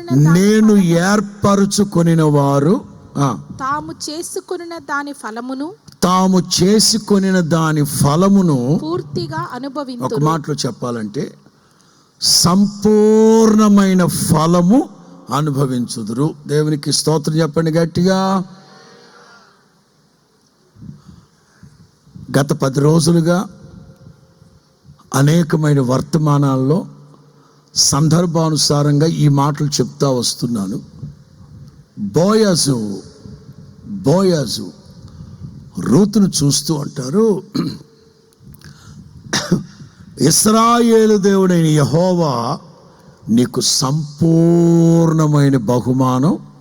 మాట్లాడండి, ఏ బహుమానం? అందరూ స్పందించండి. ఏ బహుమానం? అరా కొర కాదు, సగం ఇచ్చి సర్దుకోమండం కాదు, లేకపోతే అత్యసరు కాదు, సంపూర్ణమైన బహుమానం. దేవుని బిడ్డలు నేను అడుగుతున్నాను, యెహోవా యందలి భయభక్తులు కలిగిన వాడు, ఆయన త్రోవల యందు నడుచువాడు ధన్యుడు. ఎలాగూ దీవించబడతారు. నీ చేతుల కష్టార్జితాన్ని నీవు అనుభవిస్తున్నారా? తమ్ముడు, నీవు దేవుని చేత ఏర్పరచబడిన వాడవైతే, నీవు ఏదైతే చేస్తూ ఉన్నావో అందులో 100 ప్రతిఫలాన్ని నీవు పొందాలి. ఏదో అరా కొర కాదు. లేక నీ ఆత్మ సంతృప్తి చెందాలి. ఆత్మ సంతృప్తి చెందేటట్లుగా నీవు ఉండాలి.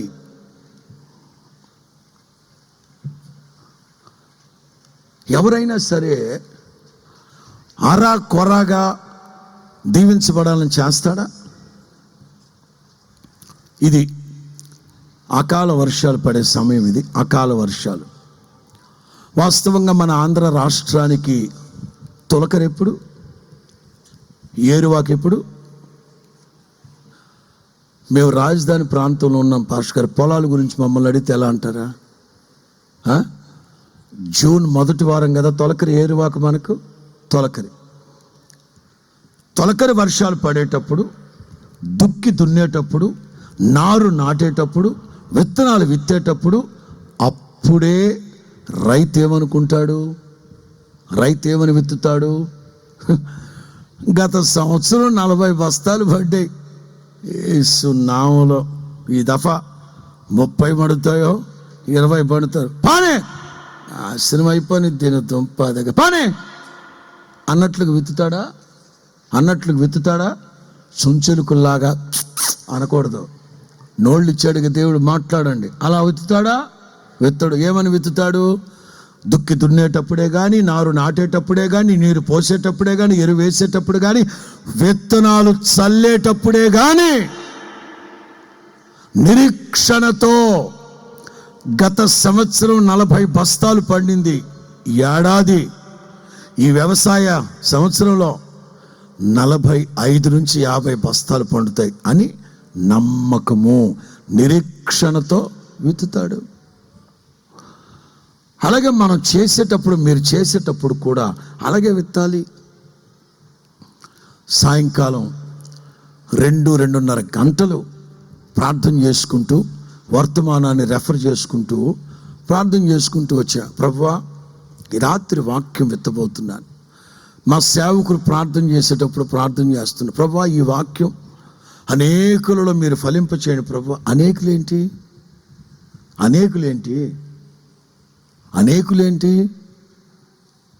నేను ఇట్లా ప్రార్థన చేస్తా, మీ సేవకుని ద్వారా విత్తబడుతున్న ప్రతి మాట ప్రతి ఒక్కరి గుండెల్లో 100 మీరు ఫలింపచేయుదురుగాక. ప్రతి ఒక్కరిలో ఎందరైతే శబ్ద యంత్రం ద్వారా ఈ నా దేవుని మాటలు వింటున్నారో,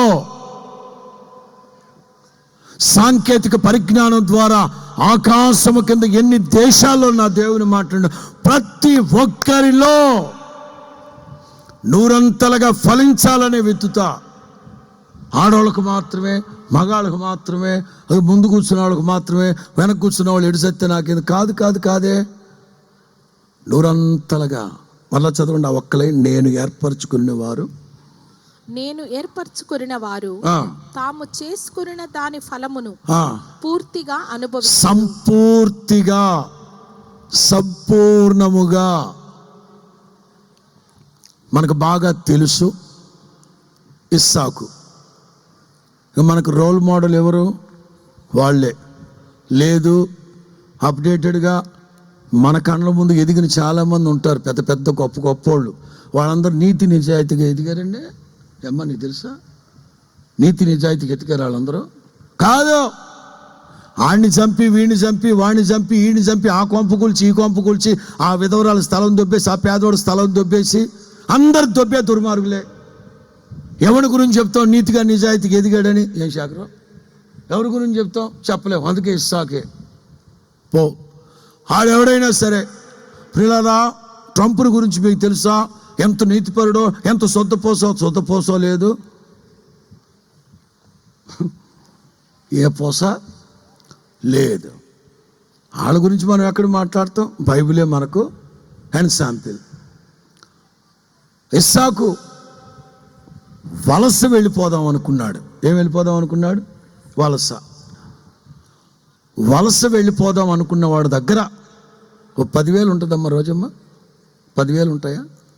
వలస వెళ్ళిపోదాం అనుకున్న వాడి దగ్గర కనీసం 10,000 అయినా ఉంటాయా? ఉండవు. ఏ ట్రైన్ ఎక్కుతాడు? వందే భారత్ ఎక్కుతాడా? ఏ ట్రైన్ ఎక్కుతాడు? అలవాటు అనుకుంటాక మీకు. దొంగల బండి అంట. ఏ బండి? చెప్పాబా, ఏ బండి బాబా? ఆ వలస వెళ్ళిపోతారు అనుకున్న వాళ్ళు దొంగల బండి ఎక్కుతారు, అంతేగాని శతాబ్ది ఎక్స్ప్రెస్ లేకపోతే ఫల్క్నామానో ఎక్కరు. వలస వెళ్ళిపోదాం అనుకున్నాడు ఇస్సాకు కట్టుబట్టల మీద. దేవుడు అన్నారు, ఎక్కడికి వెళ్తారు బాబు? ఇక్కడే ఉండి వ్యవసాయం చేసుకో. వ్యవసాయం కాదు, ఇక్కడే ఉండు, నేను ఆశీర్వదిస్తాను అన్నాడు. నీకు తెలిసింది ఏ వ్యాపారం? నీ దగ్గర ఉన్న 100 రూపాయలతో ఆ వ్యాపారమే చెయ్యాలి, అంతేగాని చేతులు కాల్చుకోకూడదుగా. వాడు ఒక పనికి మాలినోడు ఒక ఔడియా చెప్పాడు, అంకుల్ ఒక్క ఔడియా మీ జీవితాన్నే ఎస్ కంచం ఎత్తుకొని అడక్క తినేటట్టు చేసింది ఒక అంకుల్ని. రిటైర్డ్ అయ్యాడు. రిటైర్డ్ అయ్యాక 30 లక్షలు వచ్చింది. చెప్పండి బాబు ఎంత వచ్చిందమ్మా? 30 లక్షలు. ఏం చేద్దారు అని నన్ను అడుగుంటే నేను ఏదో ఒక మంచి ఔడియా చెప్పేవాడిని. ఆ పక్కింట్లో తలమాసినోడు ఒకడున్నాడు, కొరకం కాడన్నాడు. అంకులు నేను ఒక ఐడియా చెప్తాను, ఏం లేదు మీరు ఫ్యాన్ కింద కూర్చొని చెవిలో సెల్ ఎట్టుకోండి, అంత సెల్లోనే అయిపోద్ది అన్నాడు. ఏంట్రా గుంటడు, ఏంట్రా వ్యాపారం అన్నాడంట. ఎంత వచ్చింది మీకు? 30 లక్షలు డౌన్ పేమెంట్ కట్టి 6 కార్లు కొందాం, ట్రావెల్స్ పెట్టేద్దాం. ఏం పెట్టేద్దాం? అంకుల్ అన్నాడట, నాకు సైకిల్ తొక్కడమే రాదు బాబా. Uncle నిన్నెవడు తొక్కమన్నాడు cycle? డ్రైవర్లను పెడదాం. నడుస్తుందంటావా బాబు? అంకుల్ నేను చూసుకుంటానన్నాడు. నిజమే, వాడే చూసుకున్నాడు అన్నీ. ఆ తర్వాత అంకుల్కి చెప్పించింది కూడా ఆడే. తిరిగే లోపు 30 లక్షల శాంతం ఆవిరైపోయినాయి. అంకులు ఆంటీ చెప్పెత్తుకుని రోడ్డు మీద అడకతింటున్నారు. అంకులు నీకు అసలు సైకిలే రానప్పుడు ఈ మెకానిక్ దాంట్లోకి ఎందుకు దిగావు? ఈ ఫీల్డ్లోకి ఎందుకు దిగావు? మెకానిక్ ఫీల్డ్లోకి, మెకానిక్ కదా ఏమంటారు దాన్ని, మోటార్ ఫీల్డ్లోకి ఎందుకు వచ్చావు అంకులు? ముంచేసుద్రా, పోతారా నాయన. చాలామంది అంతే. మీకు చేతగాని వ్యాపారాల్లో పెట్టుబడులు పెట్టేసి ఇవాళ కుటుంబాలు రోడ్డును పడిపోయి భార్య పిల్లలను వదిలిపెట్టి పిచ్చోళ్ళు అయిపోయి శత్రువులు తీసుకెళ్లి స్తంభానికి కట్టేసి రక్తం వచ్చేటట్టు. Why? Betting and share market and cricket బెట్టింగ్లు, దుర్వ్యాపారాలు. ఇస్సాకు తన దగ్గర ఉన్నది 100 రూపాయలే, తాను చేయగలిగింది వ్యవసాయమే. 100 రూపాయలకి విత్తనాలు తీసుకొచ్చుకున్నాడు. ఈ రోజుల్లో ఉన్న ప్రభుత్వాలు అయితే ప్రభుత్వాల దగ్గరే కొనని విత్తనాలు. ఎందుకు? ఆత్మహత్య చేసుకుంటే గాలికి వదిలేస్తాం మిమ్మల్ని. బాధ్యత ఏమిటి? ప్రభుత్వాల బాధ్యత నాణ్యమైన విత్తనాలు పంపిణీ చేయాలి. వాళ్ళ దగ్గర నుంచి పెట్టి ఏ ధర అంటారు దాన్ని, గిట్టుబాటు ధరకే ధాన్యాన్ని కొనాలి. ఇది ప్రభుత్వం యొక్క బాధ్యత, ప్రభుత్వాల బాధ్యత. కేంద్రం మొదలుకొని పల్లెటూరుకు ప్రభుత్వాల బాధ్యత. నాణ్యమైన విత్తనాలు ఇవ్వడం ప్రభుత్వాల బాధ్యత. వాళ్ళ దగ్గర గిట్టుబాటు ధర కొనడం బాధ్యత. ఆ రోజు ఇస్సాకు గనక ఎట్లా కొని ఉంటే సచ్చూరుకునేవాడు. ఎక్కడుంది నాణ్యత? వేసిన ప్రతి విత్తనం 100 కారణం నీవు దేవుని చేత ఏర్పరచబడిన బిడ్డవైతే దేవుడు చెప్తారు, నేను ఏర్పరచుకొనిన వారు, చదవండి, నేను ఏర్పరచుకొనిన వారు తాము చేసుకొనిన దాని ఫలమును. ఏం చేస్తున్నావు? ఉద్యోగమా, వ్యాపారమా, జీవనోపాధి? 10,000 పెట్టుబడి పెట్టావా, 1,00,000 రూపాయలు సంపాదిస్తావు. 25,000 పెట్టుబడి పెట్టావా, 10 లక్షలు సంపాదిస్తున్నావా? లేకపోతే మరలా అన్ని ఆస్తులు అమ్ముకుంటున్నావా? గుర్తుపట్టు, నువ్వు దేవుని ఏర్పాట్లో లేవని. నీవు దేవుని చేత ఏర్పరచబడిన వారు అయితే నా దేవుని మాటలు నెరవేర్చబడాలి, నీవు ధన్యుడిగా మారుతావు. యెహోవా యందు భయభక్తులు కలిగిన వాడు, ఆయన త్రోవల యందు నడుచువారు అందరూ ధన్యులు. ఎందుకు ధన్యులు? నీ చేతుల కష్టార్జితాన్ని నీవు నీ సంతతి అనుభవిస్తారబ్బా.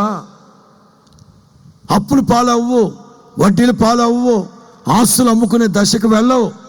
విశ్వసించండి, ఇదే మీ ధన్యత. 4వ మాట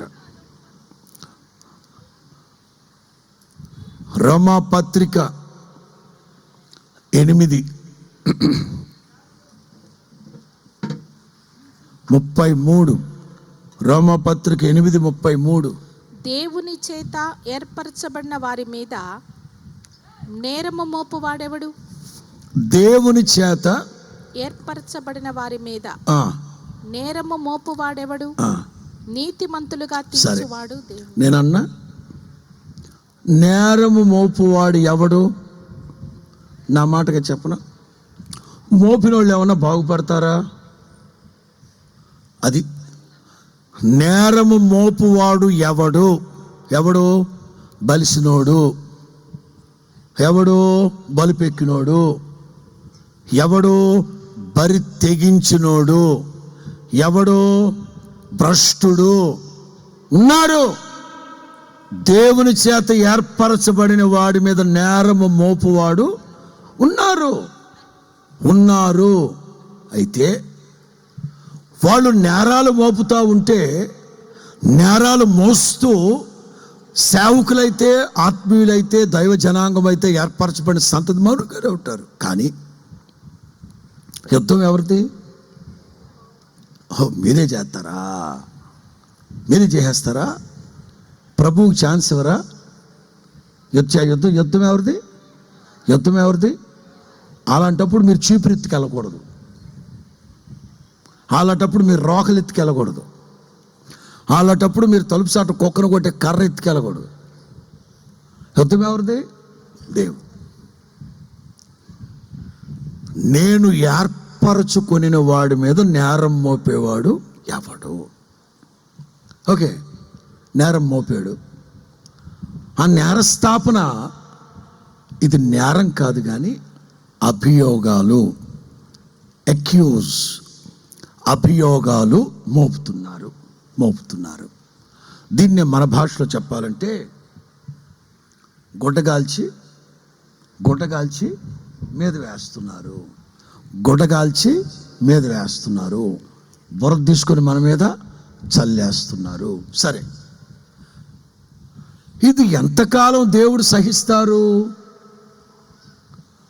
మనం అందరము దేవుని చేత ఏర్పరచబడిన సంతతి. ఆయన మనల్ని చేర్చుకున్నాడు. దేవుడే మనల్ని చేర్చుకున్నాడు. అలాంటప్పుడు ఎవరు పడితే వాళ్ళు ఎవరు పడితే నేరారోపణలు మోపుతూ ఉంటే, దోషారోపణ మోపుతూ ఉంటే, దుర్భాషలు ఆడుతూ ఉంటే, చెడ్డ మాటలు పలుకుతూ ఉంటే దేవుడు చూస్తూ ఊరుకుంటాడా? నేను అన్న మాటలు కొనసాగించండి. ప్రతిదానికి ఒక సమయం ఉంది. దానియేలు గ్రంథం 6వ అధ్యాయం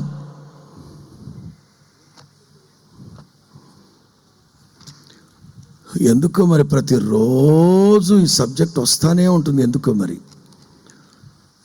దానియేలు గ్రంథం 6వ అధ్యాయం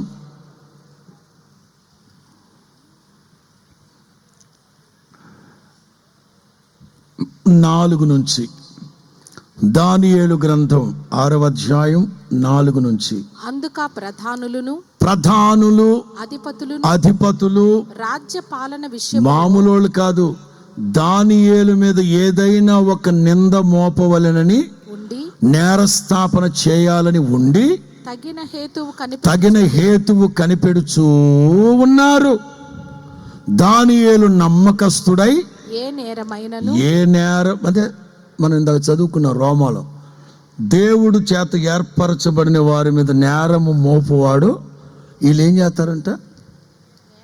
ఏదైనా ఒక నింద వేద్దాం అనుకుంటున్నారట. దానియేలు నమ్మకస్తుడై ఏ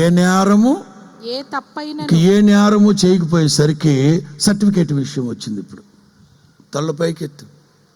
ఏ విషయం వచ్చింది? చేతగాని సవట మాటలు, దద్దమ్మ మాటలు ఎందుకురా? డొంక తిరుగుడు వ్యవహారాలు దేనికి? ఇవన్నీ చేతనైతే ధీటుగా నిలబడాలి. కానీ దద్దమ్మ వ్యవహారాలు దేనికి? దీనికి ప్రధాని మొదలుకొని ఎక్కడ ప్రధానులను చాలామంది ఉన్నారు అబ్బాయి. ఇందు వెనక 6వ వాక్యం. కాబట్టి ఎంతమంది అండి? ప్రధానులు అధిపతులు రాజునొద్దకు సందడిగా కూడి వచ్చి ఇట్లనిరి. చాలా మంది ఉన్నారు. ఎక్కడ వాళ్ళందరూ?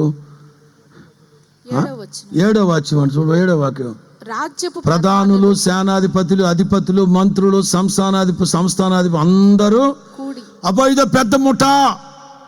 పెద్ద ముఠా, దీని వెనక మంత్రులు, సామంతులు, పరిహమానులు అందరూ ఉన్నారు.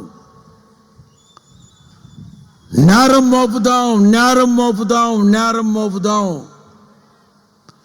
ఓ ప్రక్కన దేవుడు చెప్తున్నారు, నేను ఏర్పరచుకుని వాళ్ళ మీద నేరము మోపువాడు ఆ పెద్ద పుడింగిలాగా నేనున్నానని ముందుకు వచ్చాడు. ఏమవుతారా మీరు? డేయ్ బాయ్, గమ్మత్తు చెప్పనా? దానియేలుని సింహాల గుహలో వేశారే, ఆళ్ళు కాదు. నీకు అర్థమవుతుందమ్మా? ఆళ్ళు కాదు, చట్టాన్ని నిర్ణయించారే, చట్టాన్ని. వాళ్ళని వాళ్ళ పిల్లల్ని వేసింది. ఈ చట్టాలు నిర్ణయిస్తుంటారు చవట్లో, వాళ్ళని వేయాల్సింది. స్తోత్రం చెప్పు. మీకు అర్థం కాలేదనుకుంటాగా. బబులోనులో చెత్త చట్టాలు, చెత్త. అరే, నెల రోజుల కోసం ఎవడైనా చట్టం పెడతాడారా?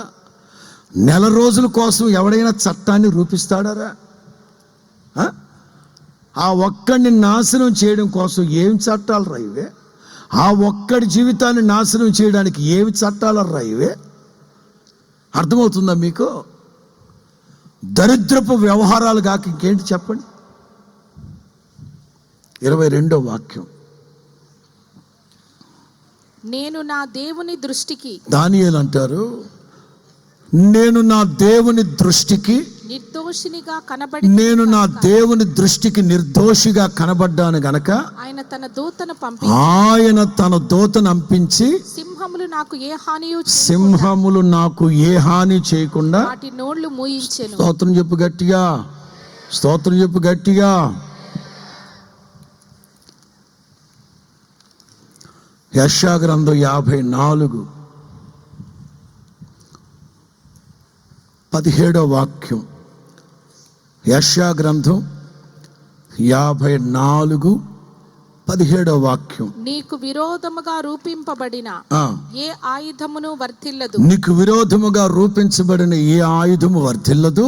న్యాయ విమర్శలో నీకు దోషారోపణ చేయు ప్రతివానికి, నేను చెప్పను, న్యాయ విమర్శలో నీ మీద దోషారోపణ చేశారే, ఎవరెవరైతే నువ్వు దుర్మార్గుడు, భ్రష్టుడు, నీచుడు, పనికిమాలిందని అన్నారో ప్రతి వాని మీద నీవు నేరస్థాపన చేస్తావు.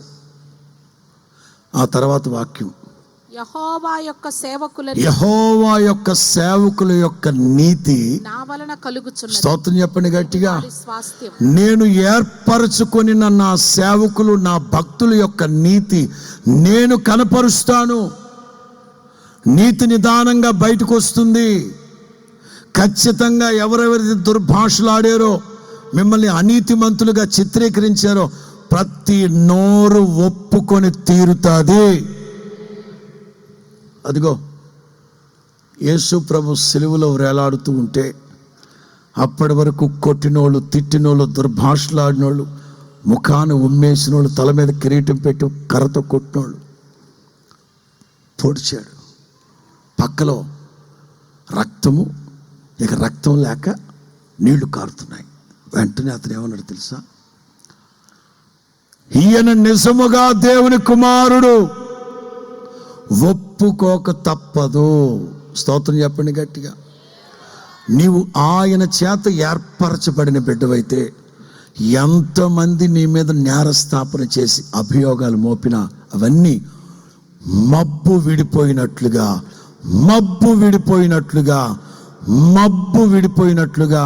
నా తండ్రి విడగొట్టునుగాక. ఇంకొక మాట చెప్తాను. పేతురు మొదటి పత్రిక 2వ అధ్యాయం 9వ వాక్యం. పేతురు మొదటి పత్రిక 2వ అధ్యాయం 9వ వాక్యం. అయితే మీరు చీకటిలో నుండి ఆశ్చర్యకరమైన వెలుగులోనికి మిమ్మల్ని పిలిచిన వాని గుణాతిశయములను ప్రచురము చేయి నిమిత్తము. ఎందుకంటే మీరు ప్రచురించాలి, ప్రకటించాలి. ఎందుకంటే ఏర్పరచబడిన వంశమును మీరు ఏర్పరచబడిన వంశమును, రాజులైన మీరు ఏర్పరచబడిన వంశమును, రాజులైన యాజక సమూహమును. తలలు పైకెత్తండి. దేవుడు తన ఎడల భయభక్తులు గల వారిని తన కొరకు ఏర్పరచుకున్నారట. ఇక్కడ నేను చెప్తున్నాను, ఎందుకు ఏర్పరచుకున్నారు ఆయన అంటే, ఆయన యొక్క గుణాతిశయములను మనం ఏం చేయాలట? ప్రచురించాలి, ప్రకటించాలి, ప్రస్తుతించాలి, ఆరాధించాలి. ఎంతమంది చేస్తున్నారు ఆ పని? ఎంతమంది చేస్తున్నారు ఆ పని? నేను ఆ సహోదరిని అడుగుతున్నా. 3 ఏళ్ల క్రితం ప్రభు మిమ్మల్ని చీకటిలో నుండి, ఆచారాల్లో నుంచి ఆశ్చర్యకరమైన వెలుగులోనికి ప్రభు మిమ్మల్ని పిలిచి మిమ్మల్ని ఏర్పరుచుకున్నారు. మిమ్మల్ని ఏర్పరుచుకున్నారు. ఎందుకు? ఆయన గుణాతిశయాలను మీరేం చేయాలట? ప్రచురించాలి, ప్రకటించాలి, ప్రస్తుతించాలి, ఆరాధించాలి. ఎవరికైనా చెప్తున్నారా? ఇప్పుడు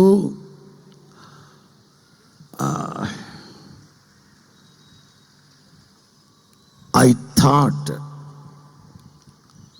యెహెజ్కేలు గ్రంథం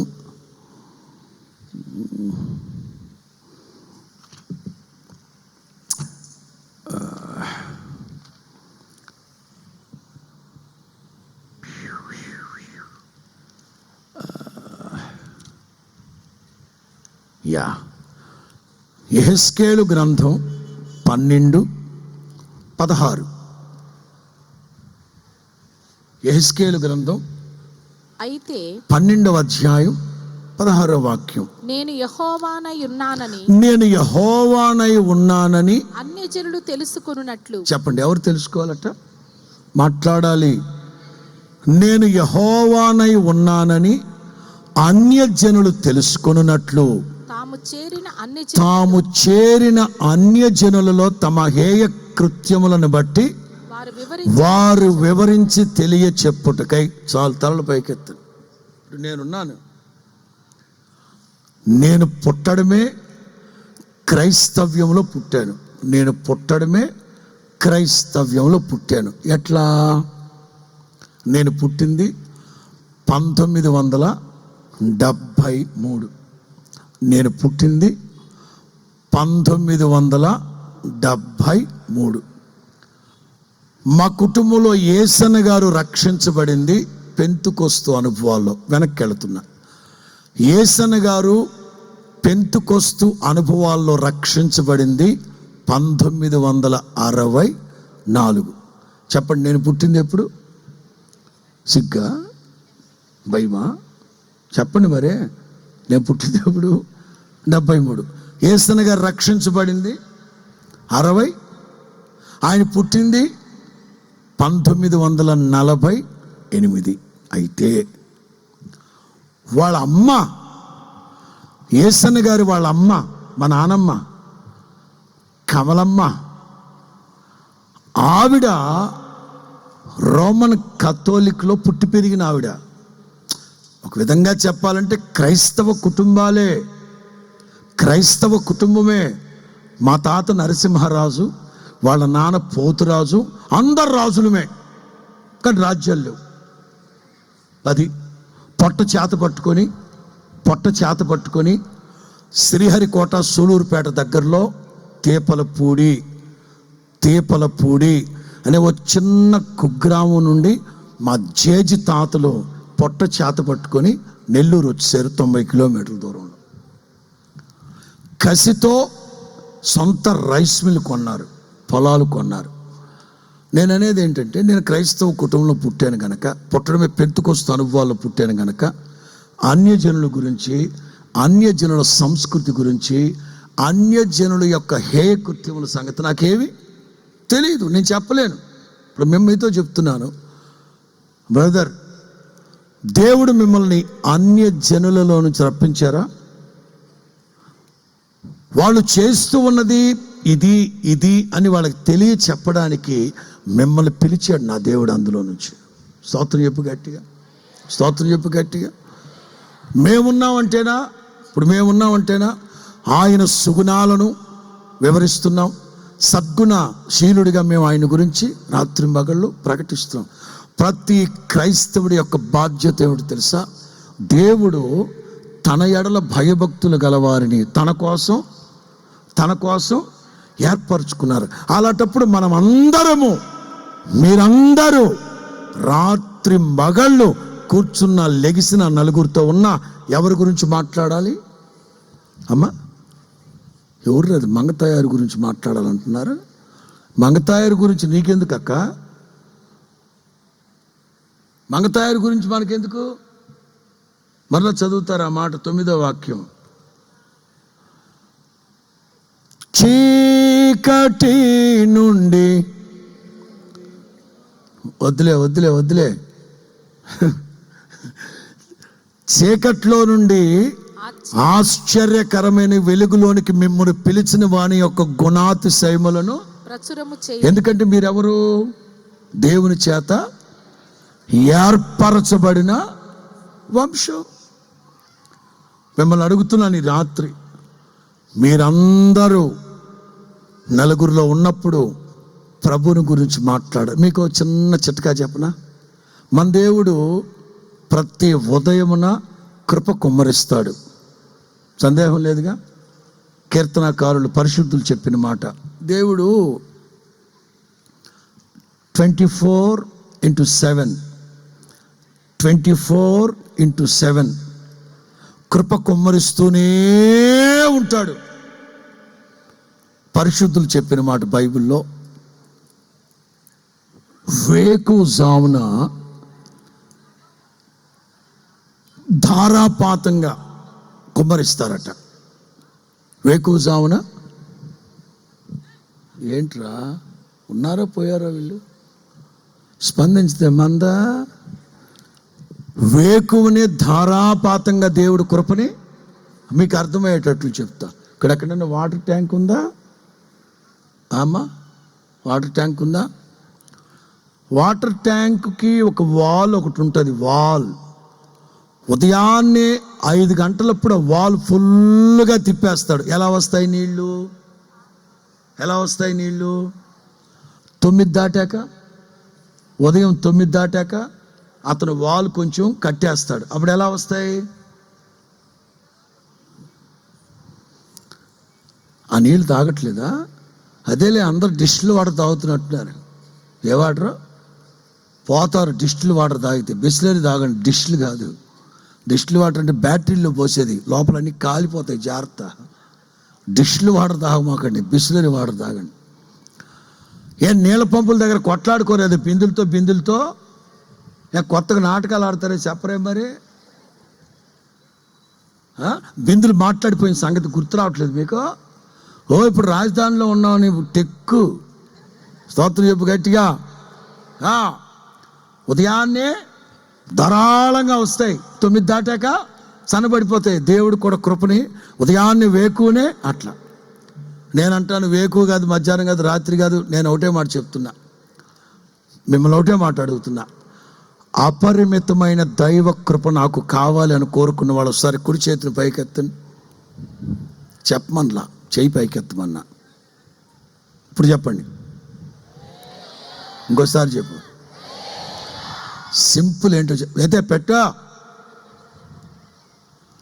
అపరిమితమైన దైవ కృప కావాలంటే సింపుల్.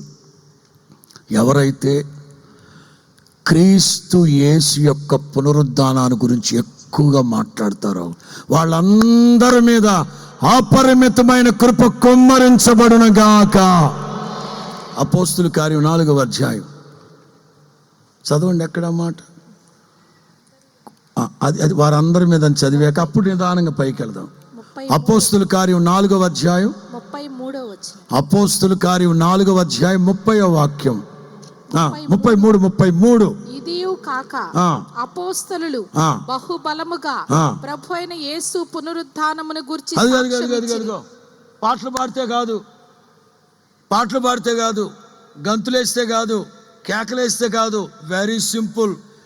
నీ నోట ప్రభు యొక్క పునరుద్ధానాన్ని గురించి ఎంతగా మాట్లాడుతుంటావో, పునరుద్ధానుడైన యేసు అనే మాట. అందుకే మేము ఈ పల్లెటూరులో ఇంగ్లీష్ ఆవిడకి అర్థమైంది రే, 1,00,000 సార్లు చెప్తా ఉంటాం మా సేవకులకి, ఒరే పల్లెటూర్లలోనైనా తెలుగు నేను ఇంత ఇంగ్లీష్ మాట్లాడతానా, మీ అంత కాదులే అబ్బా, కొత్త మాట్లాడతానుగా. మా రాజమండ్రి మహాదేవుని గొప్ప మందిరానికి వచ్చి చూడండి, ఒక్క ఇంగ్లీష్ పదం ఉండదు, ఒక్క ఇంగ్లీష్ వాక్యం ఉండదు, అన్ని తెలుగులోనే ఉంటాయి. దేశ భాషలందు తెలుగు. అది మాతృభాషను ప్రేమించాలి, పిన్నిని పెదమ్మను కాదు, మాతృభాషను ప్రేమించాలి. అందుకే మన సంస్థ యొక్క క్యాప్షన్ అంటే మేము పునరుద్ధానుడైన క్రీస్తుని, వెరీ సింపుల్, ఎవరైతే ఎక్కువగా పునరుద్ధానుడైన క్రీస్తుని గురించి మాట్లాడుతుంటారో, ధ్యానిస్తూ ఉంటారో వారందరి మీద కొట్టు కొట్టు కొట్టు, గట్టిగా కొట్టు. ఇప్పుడే పునరుద్ధానుడైన క్రీస్తుని గురించి ధ్యానిస్తూ ఉండగా యేసు నామములో అపరిమితమైన కృప కుమ్మరించబడును గాక. ఆమేన్. ఎన్ని మాటలు చెప్పాను? 4, 5 చాలా. ఇంకొక మాట చెప్పి నేను ముగిస్తాను. Thank you Jesus.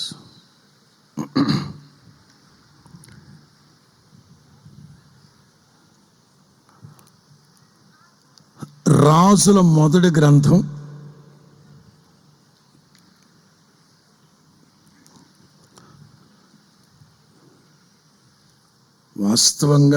2 పాయింట్స్లో ఏది చెప్దామంటే ఇదే తారసపడుతుంది. రాజుల మొదటి గ్రంథం 11వ అధ్యాయం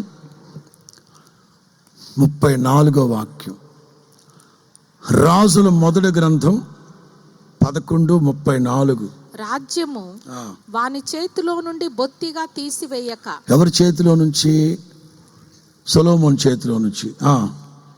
నేను కోరుకొనిన నా సేవకుడై, నేను ఏర్పరచుకొనిన, తెలుగు బైబిల్లో రాసుకోండి సేవకులు. రాజుల మొదటి గ్రంథం 11:34. మరలా చదువుదాం. రాజ్యము వాని చేతిలో నుండి బొత్తిగా, రాజ్యము అతని చేతిలో నుండి బొత్తిగా తీసివేయక నేను ఏర్పరచుకొనిన నా సేవకుడైన దావీదు నా కట్టడలను అనుసరించెను గనుక దావీదును గుర్తు చేసుకొని సొలొమోను దినములన్నింట అతనిని అధికారిగా ఉండనిత్తును. తలల పైకెత్తి బైబిల్ మూతెట్టండి. బైబిల్ మూతేసి తలల పైకెత్తండి.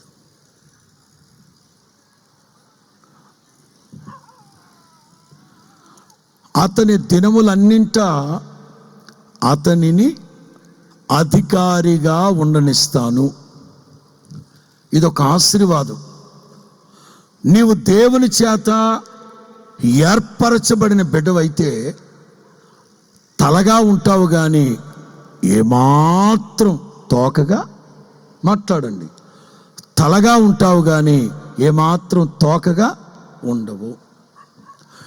ఇది ఎంతమంది ఆత్మీయులు ఈ వాగ్దానాన్ని విశ్వసించి వాగ్దాన ఫలాన్ని పొందుతున్నారు? దేవుని మాటలైతే స్పష్టంగా ఉన్నాయి. నీవు తలగా ఉంటావే కానీ తోకగా ఉండవు. అంటే నువ్వు ఒక 4 మధ్యలో ఉన్నావా, వాళ్ళు తలగా ఉండాలి. ఓ 10 మంది మధ్యలో ఉన్నావా, వాళ్ళలో తలగా ఉండాలి. తలలో 4 అయిపోకూడదు, తలగా ఉండాలి. అలా ఎందుకు ఉండలేకపోతున్నావు? నేను మరలా చెప్తాను మీకు. నిన్ను నా తండ్రి ఏర్పరచుకొని ఉంటే మీ పిల్లల్ని వాళ్ళు క్రమం తప్పినా నా దేవుడు వదిలిపెట్టడు, కొడతాడు. మిమ్మల్ని బట్టి మీ పిల్లల్ని పెటా 4 వేసి కూర్చోబెడతాడు. స్తోత్రం చెప్పండి గట్టిగా. అయితే మీరు యథార్థవంతులై ఉండాలి. నేను ఏర్పరచుకొనిన దావీదు నిమిత్తం అతడు నా ఆజ్ఞలన్నీ అనుసరించి నడిచాడు గనక అతనిని జ్ఞాపకం చేసుకొని అతని కుమారుడైన సొలొమోని బొత్తిగా నేను వదిలిపెట్టను. వాడు బ్రతుకున్నంత కాలం వాడు అధికారిగా ఉంటాడు. దైవ జనాంగమా, తల్లిదండ్రులు జాగ్రత్తగా ఉండాలి. మీ యొక్క ప్రభావం మీ పిల్లల పిల్లల పిల్లల పిల్లల ఒడిలో నా దేవుడు వేస్తాడు. అందుచేత మీరు జాగ్రత్తగా ఉంటూ మీ పిల్లల పిల్లల పిల్లల తరాలు నిత్యము దేవుని జ్ఞాపకాలలో ఉండేటట్లుగా మీరు జాగ్రత్తగా ఉండాలి. కొసరు ఒక్క మాట చెప్పి నేను ముగిస్తాను. వాస్తవంగా ఈ మాట మే నెల సేవకుల సదస్సు కోసం వర్తమానం సిద్ధపడుతున్నాను. ఈ ఒక్క మాట, సంఖ్యాకాండం 17వ అధ్యాయం 5వ వాక్యం. సంఖ్యాకాండం 17:5 ఆఖరి మాట.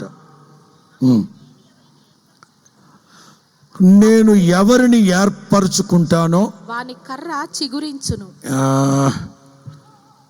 16వ అధ్యాయం 5వ వాక్యం 7వ వాక్యం.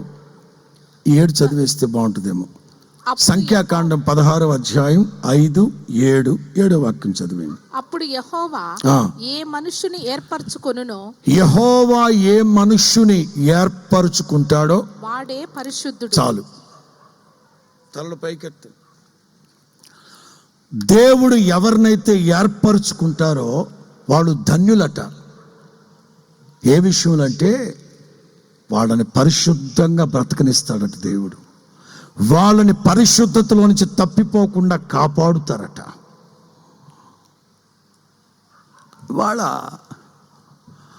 అనేక మంది సేవకులు సేవ సేవ సేవ సేవ సేవ సేవ సేవ సేవ అని వచ్చేసారు. కానీ అనేక మంది సేవకులు, నేను బయట సేవకుల సంగతి చెప్పట్లే, హోసన్నా మినిస్ట్రీ సంగతే మాట్లాడుతున్నా, మన మందిర ఆవరణంలోనే మాట్లాడుతున్నాను కదా. చాలామంది సేవ సేవ సేవ సేవ సేవ సేవ సేవ దేవుడు నన్ను పిలిచాడు, నేను దేవుని ఏర్పాట్లో ఉన్నాను, అది ఇది ఇది ఎదని ఊదరు కొట్టారు. మేము కూడా నమ్మేశాం. బాబు నీకేమన్నా దర్శనం ఉందా అంటే చేపలు పట్టాను. ఏమన్నా మోహన్ రావు అన్న, నీ బ్రదర్స్ అందరూ చేపలు పట్టాను అంటున్నారు, సిస్టర్లు ఏమో చేపలు తోమేమో అంటున్నారు, వంట చేశాక తినేది మేము. రైట్, అయిపోయిందా? మరి ఎందుకు పతనం అయిపోతున్నారు, పరిశుద్ధతను కోల్పోతున్నారు? షూనేమీరాలు వాళ్ళ ఆయనతో చెప్తుంది.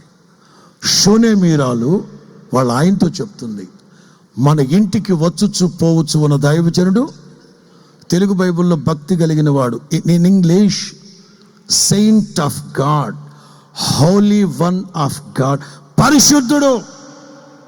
మిమ్మల్ని అడుగుతున్నాను, చెప్పండి, షూనేమీరాలు ఇంటికి ఎంతమంది వస్తున్నారు సేవకులు? మా ఇంటికి ఎప్పుడు రాలేదు పాస్టర్ గారు అంటారా? 2 వెళ్ళేవాళ్ళు వాళ్ళ ఇంటికి. కానీ ఆ సహోదరి ఎంతమంది గురించి చెప్తుంది? ఇంకోడెవడో పనికిమాలినోడు, రోత బ్రతుకు బ్రతికేవాడు అని అనకూడదు, కానీ రోత జీవితానికి అలవాటు పడ్డవాడు. అందుకే తదుపరి రోజుల్లో నాయకత్వ లైన్లో ఉండాల్సిన, ట్రాక్లో ఉండాల్సిన, టైం లైన్లో ఉండాల్సిన వాడు నీతి జాతి తప్పి తప్పుడు పోకడ ప్రవర్తించాడు. ఇవాళ అనేక మంది సేవకులు అసలు సేవ అంటేనే పరిశుద్ధతను వదిలిపెట్టి నీచమైన పనులు చేసుకుంటూ తప్పటడుగు. యాజకత్వాన్ని గురించి రాయబడిన మాటలు ఎక్కడ? ఎవరు సేవకులు అంటే ఎవరినైతే ఏర్పరచుకుంటాడో వాడు ఎలా ఉంటారట? విశ్వాసులు కూడా, సేవకులు మాత్రమే కాదు పరిశుద్ధులు. దేవుడు చెప్తారు, మీ దేవుడు నేను యెహోవానైన నేను పరిశుద్ధుడని గనక మీరును పరిశుద్ధులై, మిమ్మల్ని పిలిచిన వాడు పరిశుద్ధులై ఉన్నాడు కనుక మీరును పరిశుద్ధులై. కొన్ని సందర్భాల్లో సేవకుడు పరిశుద్ధంగా ఉండనందువలన ఎవరినైనా వాడుకుంటాడు, దేన్నైనా వాడుకుంటాడు. బిలాము సత్య ఆసక్తి, దైవ ఆసక్తి వదిలిపెట్టి తప్పుడు మార్గాలు, తిన్నని మార్గాన్ని విడిచిపెట్టి తప్పుడు మార్గాల్లో వెళుతుంటే గాడిదని వాడుకున్నాడా లేదా దేవుడు?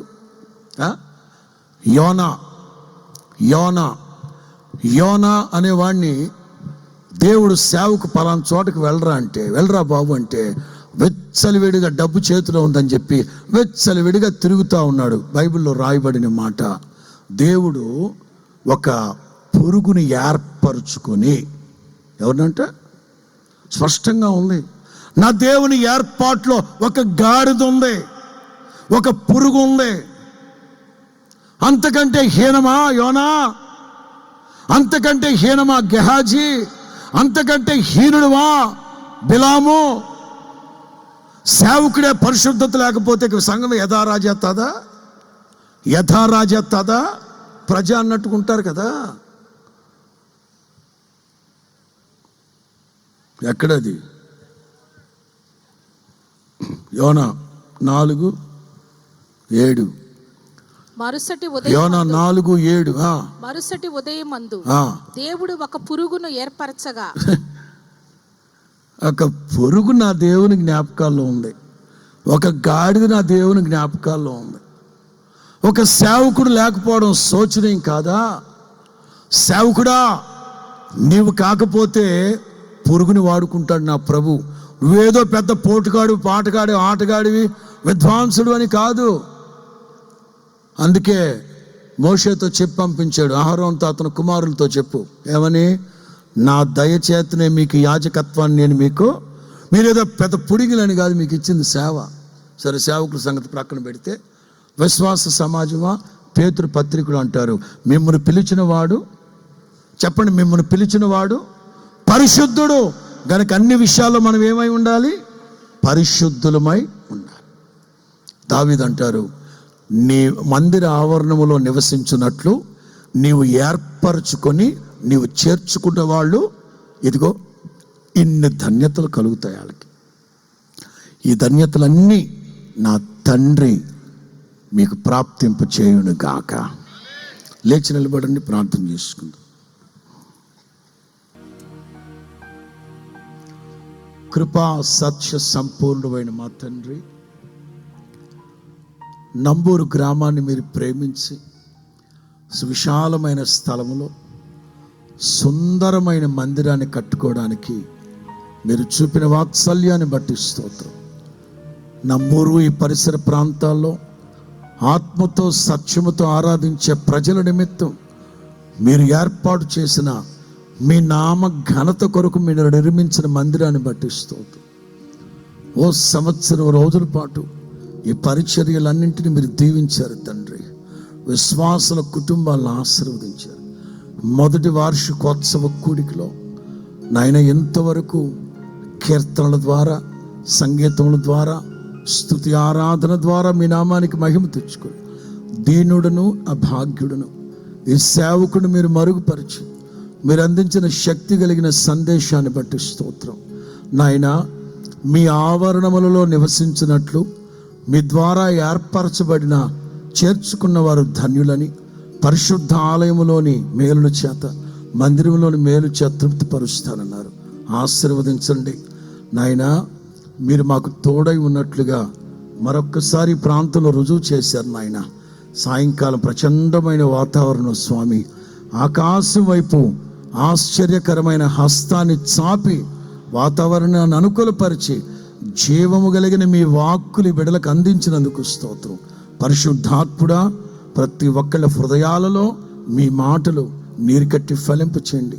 మహిమతో మీరు దిగొచ్చినప్పుడు ఆకాశము కింద భూమి నలుచెంగుల నుంచి ఎవరైతే పోగు చేయబడతారో, పోగు చేయబడిన ఏర్పరచబడిన వంశములో, ఏర్పరచబడిన సంతతిలో, ఏర్పరచబడిన గుంపులో ఈ బిడ్డలందరూ ఉండేటట్లుగా మీలో వీరిలో ప్రతి ఒక్కరు సియోనులో మీ సన్నిధిలో కనబడే భాగ్యాన్ని ప్రసాదించమని, ఆశీర్వదించమని, ఈ కూడిక నిమిత్తం ప్రయాసపడిన ప్రతి బిడ్డని, ప్రార్థించిన ప్రతి బిడ్డని ఆశీర్వదించమని యేసు నామములో ప్రార్థిస్తున్నాము తండ్రి, ఆమేన్.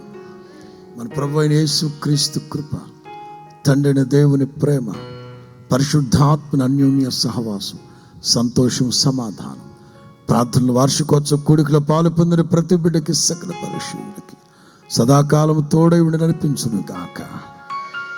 చెప్పండి అందరూ, హల్లెలూయా, హల్లెలూయా, సియోనులో నుండి నా తండ్రి మిమ్మల్ని ఆశీర్వదించును గాక.